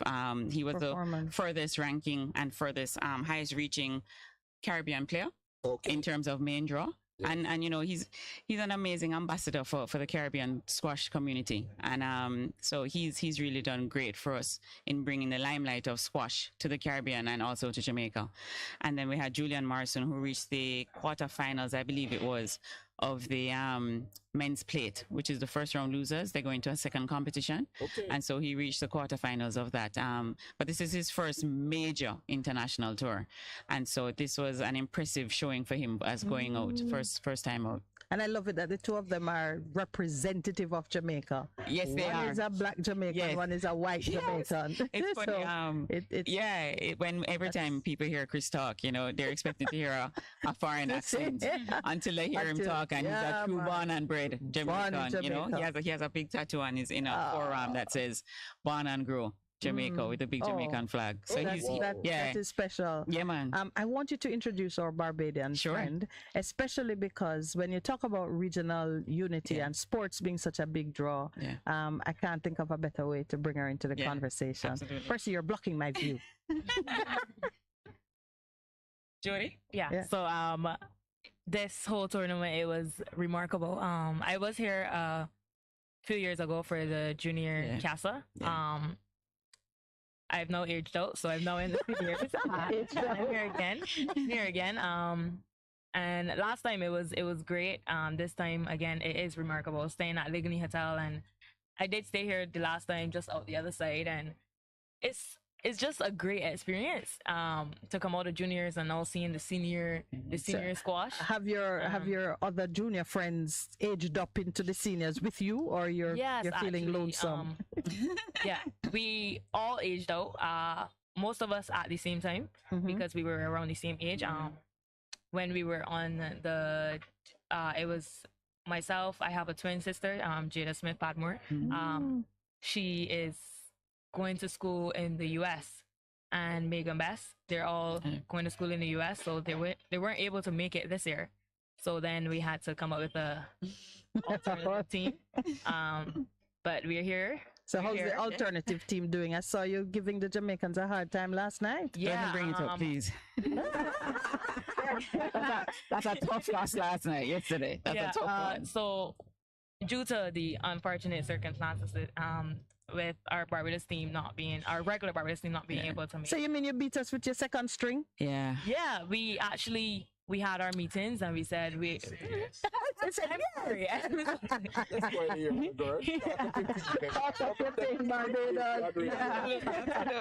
yeah, so we had our team meetings before we came here. We said, okay, we don't have the regular team, but we have to come up with something, and we had other players and we said, okay, let's do this. We have the potential. So we said we weren't going to miss it, because this is an annual tournament. We missed it for 3 years, and we said this is the time. Yes, it came with a vengeance. Yeah. But I have noticed, though, that the Barbadians have a stronger and maybe a deeper female team than Jamaica typically does. So first, the question for you: what's the program like that pulls so many young women into squash? Into our team? Okay, so we came here as a team of 3. So and we are already acquired 2 along the way. We're actually down 2 already.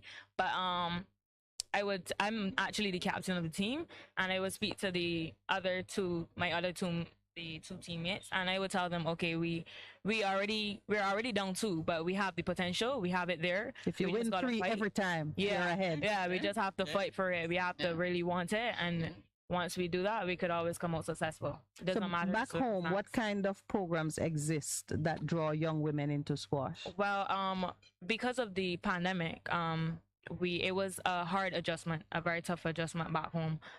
The clubs weren't able to open, limited access to courts.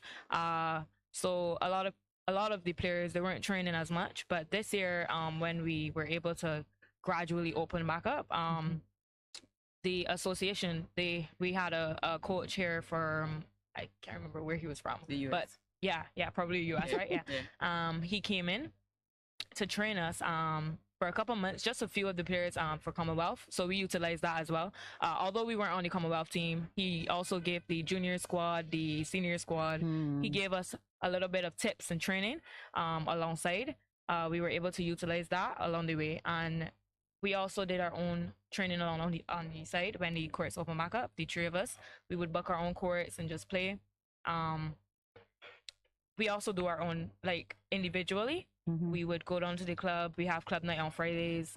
Some of us will go and get some games with other members of the club. Just playing. So there's yeah. So when you're not playing squash, what do you do? Well, I am a university student. I go to UE in Barbados. Cave Hill. Yeah. So My alma I mater. spend my time studying. I do other things. I help my mom with businesses. I help friends with businesses. Barbados does have a increasing rate in the small business area. So a lot of my friends and stuff, they do a lot of small businesses. So I help alone. And What are you studying? Are you in accounting or marketing? I do management. Yeah. Business studies. management. Yeah. All So right. I'm in that area. So. Well, You're a consultant. Yeah. You're a student. Yes. Well, congratulations on besting the Jamaicans on their home turf. Please don't bring it up. Well, it's a nice segue for Karen. I play the veterans team. So this year I'm playing on the veterans team. I thought you were gonna play. No, we have some juniors who we are blooding and at the senior level. So they're getting blooded. They're getting blooded. They're getting blooded. Literally and figuratively. They need to step up to the plate. And then, it's funny. They're stepping up. We lost all the games 2-3 yesterday. Yeah, every single all matches in five, that we played. The 3 5. matches we played, we lost 2-3 yesterday. All in 5. And they're young, and I think if they had a little bit more experience, they probably could have won at the bigger points. It's the bigger points. It's who plays the bigger points better. Yep. And I think that these girls from Barbados have that experience of playing those big points better. I mean, Jodie's her team has won. They won when they were here. The Caribbean title as juniors and the ladies team, so they have that experience of winning, that culture of winning and being and playing the big points, and that makes a huge difference, And so that's what it's good. Does. That's what experience does. How much of squash is let me say character over just athletic ability? I think a lot of it is that. I think they call it physical chess. And part of that reality, physical chess, it's attrition, but it's also about the mental game and strategizing. I always tell people that you can tell the character of a person by watching them play squash. You can tell if they're a person who is going to dig deep, is going to fight for something, want something, or if there's somebody who is just a little bit scared. Sometimes you see people play scared; they're afraid to win or don't know how to win. And you can teach that sometimes, by winning is a culture. Yes. And you kind of have to. Speaking my language. Yeah, it is. So like when we started this morning, talking about perseverance. And absolutely. I was joking, telling them about my exploits in other sports. Yeah. She's telling me I need to come and learn to play. You should. So it will help me get rid of the belly. Well, I don't know. There are a lot of people with belly plates. But at least they're playing, so you can practice a little bit better. In fact, they think harder. They think harder, and they're winning with their bellies too. So, but yeah, pull you down. Yeah, I think it does define. I can define and expose that character of a person. Yeah, it does. The Karen was my coach for a heartbeat. And the lesson I remember most from Karen is, one day you said to me, breathe. Yeah. You noticed that I was running and not breathing. Yeah. I was holding my breath. Is that playing scared? What is that? No, that's just, you just haven't been taught to breathe through your shots. In tennis, they grunt. And it's releasing that breath. Yes. And that's why they grunt a lot of the times. In squash, we tend not to have the girls or have the players breathe because, it's not a grunting sport. You're not licking the ball into, well, some of the men are and some of the ladies are, quite honestly. But you kind of have to teach it. It's about releasing I that actually breath. had that same problem during my juniors. Yeah. Yeah, I had that same breathing problem. And I had to, I remember one of my coaches during the match, I was really nervous and I had difficulties breathing, and he was just like, "Okay, smell the flowers." Oh, interesting. Right? Remember? Yeah. I had to do that. I had to practice it. Yeah. So well, I did not realize that I was not breathing until she stopped and said, "Breathe." Yeah. Then, and I've always remembered it when I'm playing and I get tense. Yeah. I check myself. I realize I'm holding my breath. And just absolutely. Just any knowledge of biology tells you're gonna do better with some fresh oxygenated blood. Absolutely. So what are you gonna tell? Now that you beat the Jamaicans, you can give some tips. What are the tips that you would leave for the young Jamaican players? Well, as Karen was saying, squash is about a mental game, and yesterday playing. I had to sit with my teammates, and we had to say, okay, this is a mental strategy. We have to bring the mental game of it. We had to fight. We knew we couldn't let a match go, sorry. And we had to say, okay, just keep calm. And what I did realize about the Jamaicans is that they had difficulties just staying calm, right, and playing the correct shots. So we use that to our advantage. Yeah, man, I saw you girls like powering through, and I'm like, so most of the time we didn't really we were really nonchalant. So we just played our shots and let the Jamaicans, but we let the Jamaicans let them scramble. States, right? Yeah. So no, it's interesting that she should say that, because there were really two juniors who played pivotal roles yesterday, and who could have really played pivotal roles. And just like she said, you know, it's that being able to stay calm in that big moment, and in that moment where it really counts, in those pressure moments. And they just did it much better than we did. And that's, again, experience. Let me raise something about the color of squash. Sure. When I started playing squash and coming to the club and so on, I would notice during the tournaments that you found mostly high brown or just plain white people in great numbers, especially in the tournaments. And so there's always been that issue of the affordability. How do people get access to the game and so on? Sure. In your presidency, and I do want to hear how it is handled in Barbados, because it's not, we know now that there's no racial basis to say this or that is less or more competent. How are you addressing the browning of squash? It's a reality that the sport has really evolved from a colonial history. Just like cricket. Just like cricket, just like netball. You know, those are the sports that have evolved from serious British colonial history. And so squash has always been in private clubs, right? And so that has been one of the challenges in trying to get it out to the masses. One of the ways I'm looking to address that, however, is trying to introduce it into schools. So at the end of the last school term, so the last school term, when it ended in June or July, I actually had one of the schools. It's a program that I'm starting up with the University of West Indies, where they have the relationships with their social services department with schools within their surrounding area. So we actually started with Mona Heights Primary. Okay. And so I do it as a PE class. I do it as a PE part of their PE program, where the kids will get bussed into the UESTR. They'll learn the game. I do it twice a week. And we also have discussions with Hope Valley Experimental. And we're supposed to have a meeting with August Town Primary, but it didn't happen because there was an emergency on the day that we were supposed to have the meeting. But those are the three schools that we're really looking to try and develop it through that area. We recognize that obviously it has to get out in order for the sport to grow. It has to. It can't be a Kingston sport. No. Which, by the way, when I was a kid in country, I never know that there was a game named squash. Exactly. So we're looking. Squash, something that they eat, right? The vegetable.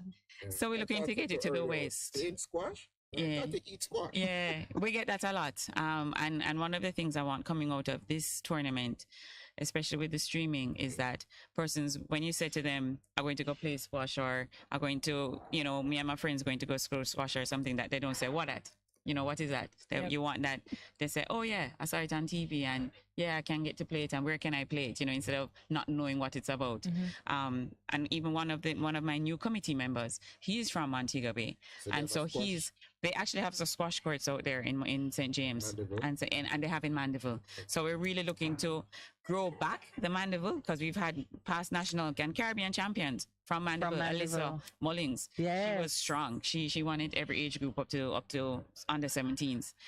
And now she's studying medicine. No, she's studying medicine. So we're really looking to expand the sport beyond Kingston and really grow it. I think we have enough to do it. And it's just a matter of, it's not taking it away from the clubs, it's growing it and expanding the base. If you have a bigger base, more premium. Absolutely. I mean, Ligani Club has the most courts that we have in Jamaica. They have 6 courts. So it's not like you're ever going to leave from here, Yes. That's the reality. I do want to hear what's going on in Barbados in terms of the browning of the sport. Yeah, okay. So it's the same thing basically in Barbados with as in Jamaica. We have the same issues where people they don't know about squash, although Barbados is like very small. I know. Yeah, it's tiny. So It's a very small sport in Barbados. A lot of people don't know about it, but we have. How were you introduced to this? How was I introduced? Okay, so years ago, I think I was 8 years old. Yeah. We So have cute. this we have this summer camp. Yes. Where it's all the sports are involved in it. And I actually went to register for the camp, but it was late in registering, right? So You got what's left. yeah, I went to go and register for netball. Yeah, because my mom she used to play netball. So I went to register for netball. It was my sister and I. And the guy was like, no, that's full. Full, right? So he's like, okay, so what can we play? He's like, squash. I'm like, what squash? Same question. I'm like, what squash? He's like, well, you could just try it. So my mom is like, well, you can't come to work with me. So squash it in. She's like, I love it. She's like, you can't come to work with me. So You better show that squash. So we went to the camp and we ended up winning. We had a little tournament at the end of the camp. My sister and I, we ended up winning and we loved wow, it. a career was university. That's a fantastic story. That is actually that is. And you know what? That experience is available to anyone who wants to try. Absolutely. The first time I saw the game, I said, I have to try that. Yeah. You know. Talk about trying the game. Explain it to me. I think there's a wall. There are markers. And you hit the ball against in short. All right. You have 2 minutes. 2 minutes. Give it to him. Played within a room. The idea is to dominate what we call the T. When you look on the floor, you'll see some lines that create a T. Right. So you dominate the T by the quality of shots that you hit, and you're trying to keep the ball as tight as you can to the sidewalls, deep into the back of the court, and outmaneuver your opponent so that you keep them behind you, so that when they pop up that weak ball, you can now attack in the front game. And that's squash in a nutshell.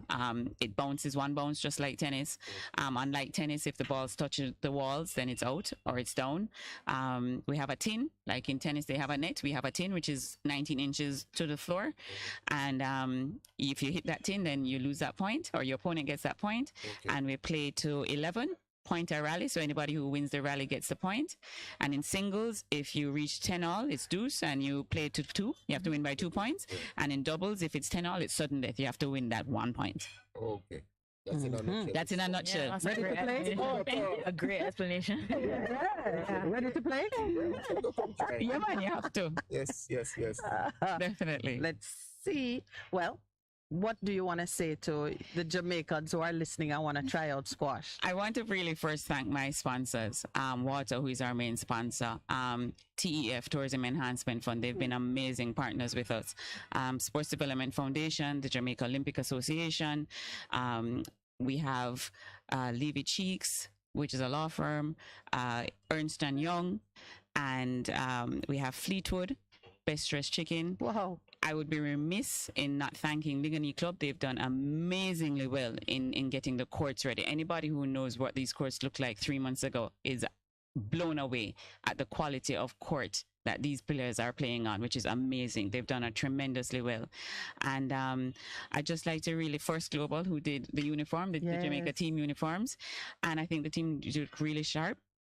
I would like everybody to come out and support. Watch it on TV. The next streaming will be on at 10 o'clock, Saturday, sorry. I'll send out the times. It's 11 and 2, I believe it is. And come and learn about squash. It's a great game. Anybody who comes out to play the sport loves it. And just come out and enjoy it.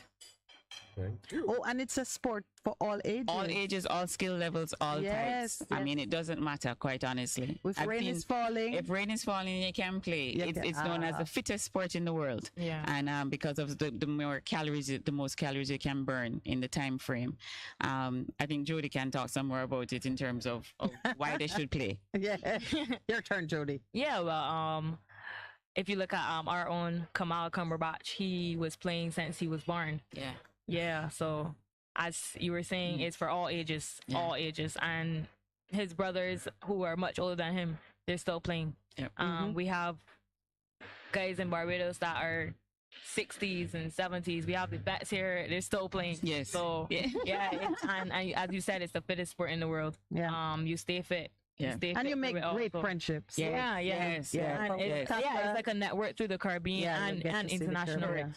So it's great in networking, great for everything. Yeah. Yeah. All right. Clearly, we love squash. Then. Yes, we do. All right. Thank you both very much for sharing with us. When is the finals, or what's left to see? What's left to see? Well, we had the finals, the individuals finals on Tuesday, where Chris Binney won his 10th title, and Ashley Khalil won also the ladies' title from Guyana. Okay. And we have team event is starting yesterday. I already spoke about the loss to Barbados. So let that be the only one. The battle. We'll keep that one behind us. And then we have more team matches today. So Jamaica will play Cayman in both men and women today. And then we also Jamaica to win the men's, right? Because they have a Chris Binney, you think?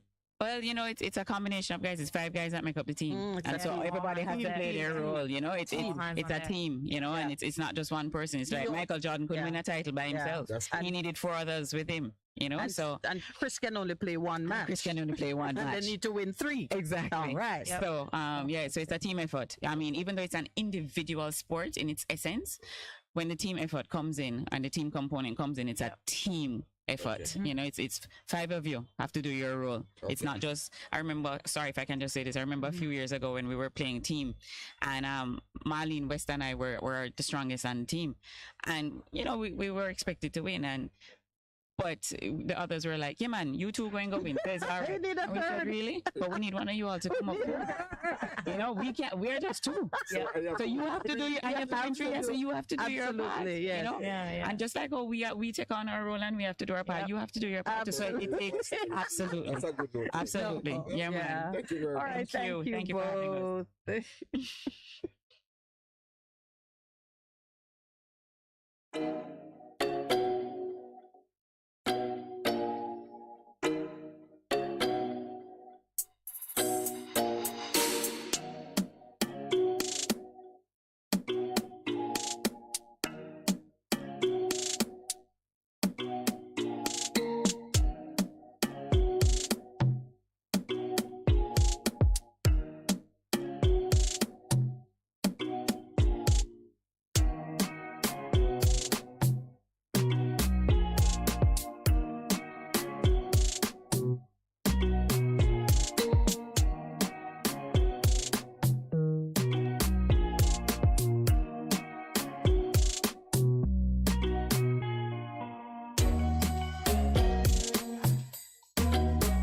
Station that makes you feel good. I love the station. I think it's great. It's my station. Moving. It's my station. Moving. Keep it right here. Keep it right here. Bess FM. Keep listening.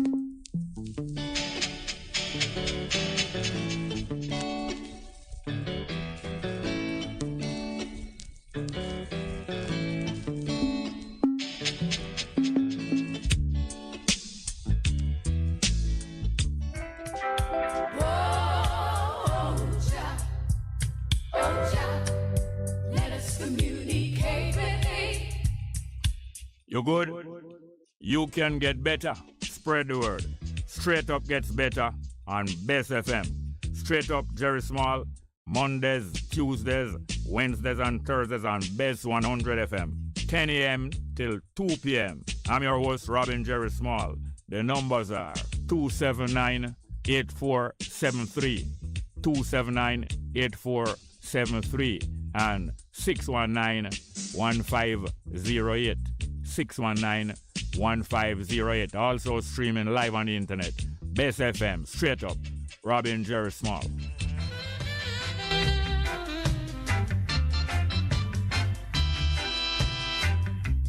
If you got to feel it, you've got to be clean. You got to make it straight, you can't be lean. Share the joys togetherness can bring. To the true soul, you just have to cling, and then you will feel it, you'll feel the soul inside of you.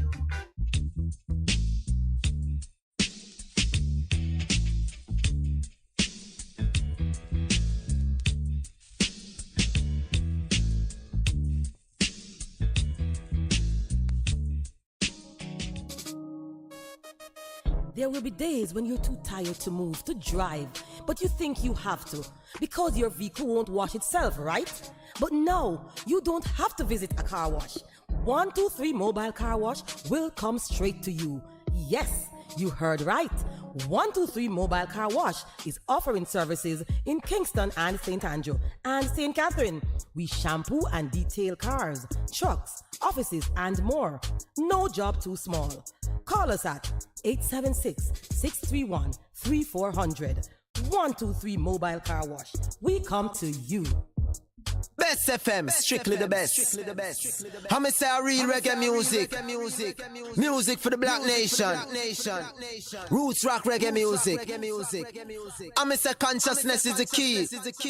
Kabaka pyramid. Bess100 FM is the authentic voice of Jamaica, promoting your prosperity with better vibes and better music. Let us promote your goods and services for you. Advertise with us. For more information, call our office at 876-276-8935. That's 276-8935. It's good, it's better, but nothing beats.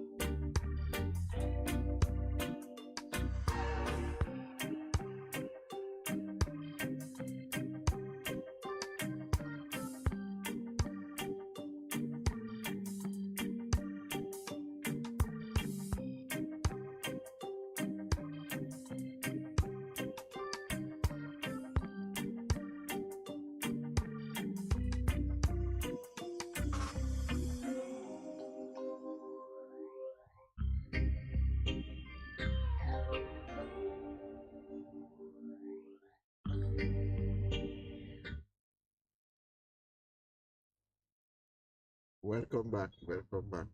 I've been enjoying myself since this morning, you know.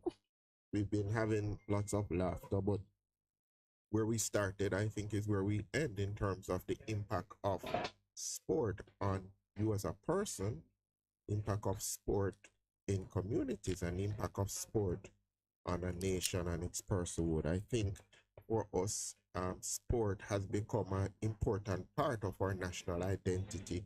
And so when, like, at the Commonwealth Games, or you go to the Olympic Games, or anything that Jamaicans are entered into in any sport, and we don't, where everybody's willing to jump on the person and they don't understand the amount of work and personal sacrifice that goes into making somebody at the top of their sport. And I really loved it. With that young lady, when she said she was introduced to sport, she says, The squash. to camp, and she says, well, so you're not coming to work with me, so you better try out the squash. Try out the squash. I know she's an integral part. She's an international player, Yeah, team captain, traveling the Caribbean, and she was in. Did she go to Commonwealth Games? I don't remember. I'm so sure. But still, it's just a fantastic sport. It is by far the thing that captured me. What I love about it, it's a running sport. There's a lot of movement, and I love to run. Love to run? Yes. I found it so fascinating. When they say it's a fittest sport. Fittest sport. Yes, the turns. All right. I see Mr. Binney is nearby, and I suspect Lowell is going to try and get the champion to come and give us a word. Yes, Lowell, beg him to come and talk to us. He doesn't have his game face on? He's coming? All right, good. Yeah, so we'll get we'll get a word from the champion. This Caribbean champion for the 10th time. 10th that's time. a world record. Or it goes into the Guinness Book of World Record. Well, it's a record for Jamaica. It's a record for the region. For the region. Well, you said world record. Is it a world record? I don't know. Squash is one of the best things that we've got from the colonial keepers. I know you might say it's cricket because you played cricket. I've never played squash. I always thought that, as I said, Yeah. I eat squash, but I'm gonna. Either way, it would keep you fit, whether you're eating it or you're playing it. Yes. It's good for you. And we come back to education. I don't. Well, I wanted to share with you a couple of things from the chat. Yes, I was watching it too. Yeah. Okay, and chat, and I'm on it. Yeah. You're on it. Okay. One of the things, like you and me, they were sort of recognizing that this issue with JPS and not JPS, power generation, power generation, and the technology and the efficiencies and so on that you could gain from just even how you improve on the technology that you employ, that the answer lies with government. And I think it's one of those, it's an issue that we're going to explore a little bit more, because many of us have been thinking that it's the company. And she did a revelation. Mr. Binny is going to be joining us momentarily. Let's talk to a man who has become a phenomenon in squash in the Caribbean. Well, you want to talk about squash, I want to talk about his hair. Yeah, what happened to his hair? At this hour of the morning, Chris, how your hair looks so good. What's going on? What's the routine? Good morning, Mr. Binny. Morning. Thank you for having me. Well, we got to thank you for dropping by our table on such short notice, because I know Lowell literally grabbed you from the sidewalk a while ago. So it speaks to your character as a champion that you will rise to the occasion. 10 championships. Yes, no, super excited. You know, it was just incredible to actually do it here in Jamaica. Yeah. You know, most of these titles that I've won, they've been abroad. So my family, people who have kind of followed me, have always just watched through like a TV screen or online, and to actually win one here, it was super special. So I'm just happy I was able to keep it together and take another title. So I want to know, because of course, like me, you've been seeing young Kamal from he was young Kamal dragging his racket. He's like 10 years your junior. Yeah. No? Yeah, just about that, yeah. Right? What was it like facing the future while you're standing in the present? Yeah. Facing the future, standing in the present. I think that was kind of the theme all week that was being put around. Like, I was like, well, we're still here now, It's not a sure absolutely. Like, come on, like, I'm still kicking. But no, like, he's definitely a special talent. He's at college in the States, and it's actually the same college I went to. Trinity? So there. Yeah, I remember. There are a lot of similarities, and it's a great program there. I mean, a lot of how I developed my skills were at college as well too, and then onto the pro tour. So if he continues along that path, I mean, it's only a matter of time. I'm also getting older. You'll be getting out of his way. Yeah. I mean, I'll keep making it difficult. Absolutely. Because I think that's what you're supposed to. That's what you owe. And that's how the transfer of knowledge and skill gets. It gets done in the heat of war. It's not really in a classroom. Definitely. Yeah. So I'm gonna continue to try my best and keep pushing him, and hopefully I can hang on for another year or two. So I have to ask you now, the last champion you took down. Yeah, Richard Chin. Guyana. Guyana, yeah. He won many times, and I won my first title in Cayman, and he didn't play that year. And I think he then also thought it was a similar situation. I have to come back and I have to, put it down. He beat me the following year in the finals. So I've actually been in 11 straight finals. Okay. But I won my first one, then I lost to him, and then I won the rest after. And I played him the following year again and beat him. So it was a big thing to kind of overcome that. Right. And so hopefully I can do something similar. Yes. Like, it's all yours. Wow. Yeah. Games for you. It was great. Really good experience. Again, like, those are the games you get to play, very high level opponents. And I play on the professional circuit as well too. So, I've experienced a lot of that. But it's just having the multi-sport environment, all the other athletes there from all the other sports, all the other countries all together. It just creates a great community. So you figure we could actually attain world peace and an end to the energy crisis in one of those games? It happens. Sounds that way. Yeah. I think that's what I'm trying to make it look like. Sound like No, it just it does create like a good environment, a good community to feel. But it also is a good platform for like younger athletes who can't qualify for sports that are in the Olympics as yet, and it's another like stepping stone. So you have the Central American Caribbean Games and Pan Am Games, and I think Commonwealth is now another step for like especially some of the track athletes and swimmers and those kind of bigger sports. It does give them another platform to show their stuff. So what would you say now to any young person who is looking at some kind of career, or just can you earn in any of these? How do you earn in any of these endeavors? Well, squash specifically. Yeah, I think the difference in squash and some of the other ones, when you do get to the top, that top 1%, the payout's not like the others. But getting there, it's still a similar process. I mean, if you're not top 1% in track and field, you're not, you may be able to get things, you get most of your things paid for to give you the opportunity to get there. And the same, football in Europe is obviously a different matter, but most of these other sports, like unless you really, really get to the top, very, very top. Yeah, you're just getting by and you're going to have to do things after. So I think it's trying to find a way to cover all of those expenses to give you the platform, and whether it's by hustling, you can coach on the side, or you get a few sponsors that believe in your journey, believe in your story, you get some help from like the associations, the government, Olympic Association and stuff like that. I think it's just finding a way to get rid of those stresses so that when you do go on court, you can only focus on that. You focus on the game. Or wherever exactly. that's coming. Yeah. And that does help because that does drive you. I mean, when you're in a match, you're like, geez, how am I going to pay to get home? I better win. Yeah, exactly. So there is some of that as well in it. But no, I mean, I think you learn a lot about yourself when you do these things and you play these sports at a high level.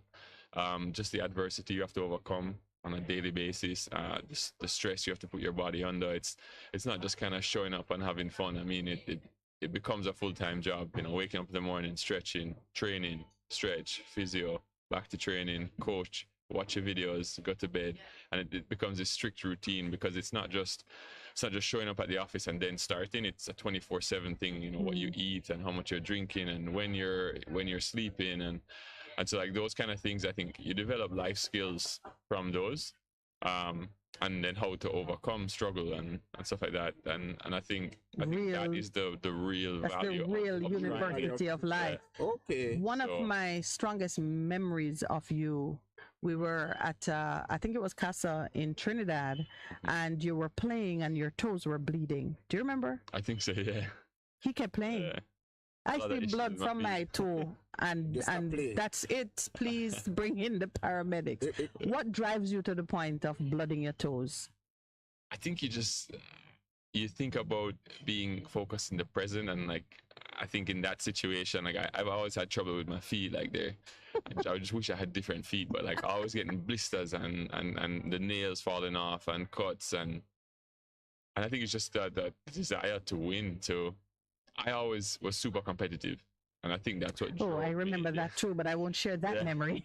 I think that is what has driven me, and it was trying to find a good place within that competitiveness to like harness it positively and not in the negative ways. And I think that takes a long time, and it's a journey. And I think that is what drives me to be like, all right, if something's hurting, can I push through this? How badly do I want to win this? And what am I willing to give up? Well, you gave up blood and you did win, and the team was excited. Which is, she asked him the question, what as an athlete is one thing that you've learned about yourself in terms of, one characteristic, one. I think we don't realize how far we can push ourselves, and whether that's physically or mentally. I think your body and your mind, your brain, like it there's so much that we don't know about it, and just the physicality of the training I've done when I've gone to like higher level coaches, I didn't realize that I could get to a state of fitness I was, or a place where my body could recover as well as did, but also mentally. Like sometimes when you play these matches and you're so in the zone, as they call it, you black out. Like you don't even know, you don't remember what's happening. You get to a place like that and it's just like you're just firing on all cylinders, and so I think there's so much you can do, and so many ways you can push yourself. And I think that then can translate to anything you want to do. If you really, really want to do something and achieve something, I think there are ways that you can make it happen. And I think that's one of the biggest lessons I've learned while playing. Wow. And squash is worth it. I think so. Yeah. No, it's amazing that you say that, because the thing I learned playing squash and pushing myself is that squash isn't worth it. When I'm there and the crowd is saying, "Take it back." I look back, I'm like, really? You think that? So I know that I don't have that. I mean, I play and I play well and so on, but when it comes to that point that he's talking about, I know squash is worth it for Chris, because I said, "Chris, your toes are bleeding." And he was like, "Oh, can I get a Band-Aid?" And he strap it up back on the court. And I'm thinking, all right, this kid he knows what he's doing. But we all have that thing that it's worth it. Yeah. And I think this is a great note to end on. My prayer for everybody is you find the thing that's worth it. Yeah. That is it. Find the thing that's worth it. And I think sports brings that out in all of us as we close. I never told you about when I was playing volleyball. Listen, men playing volleyball is just too funny to me.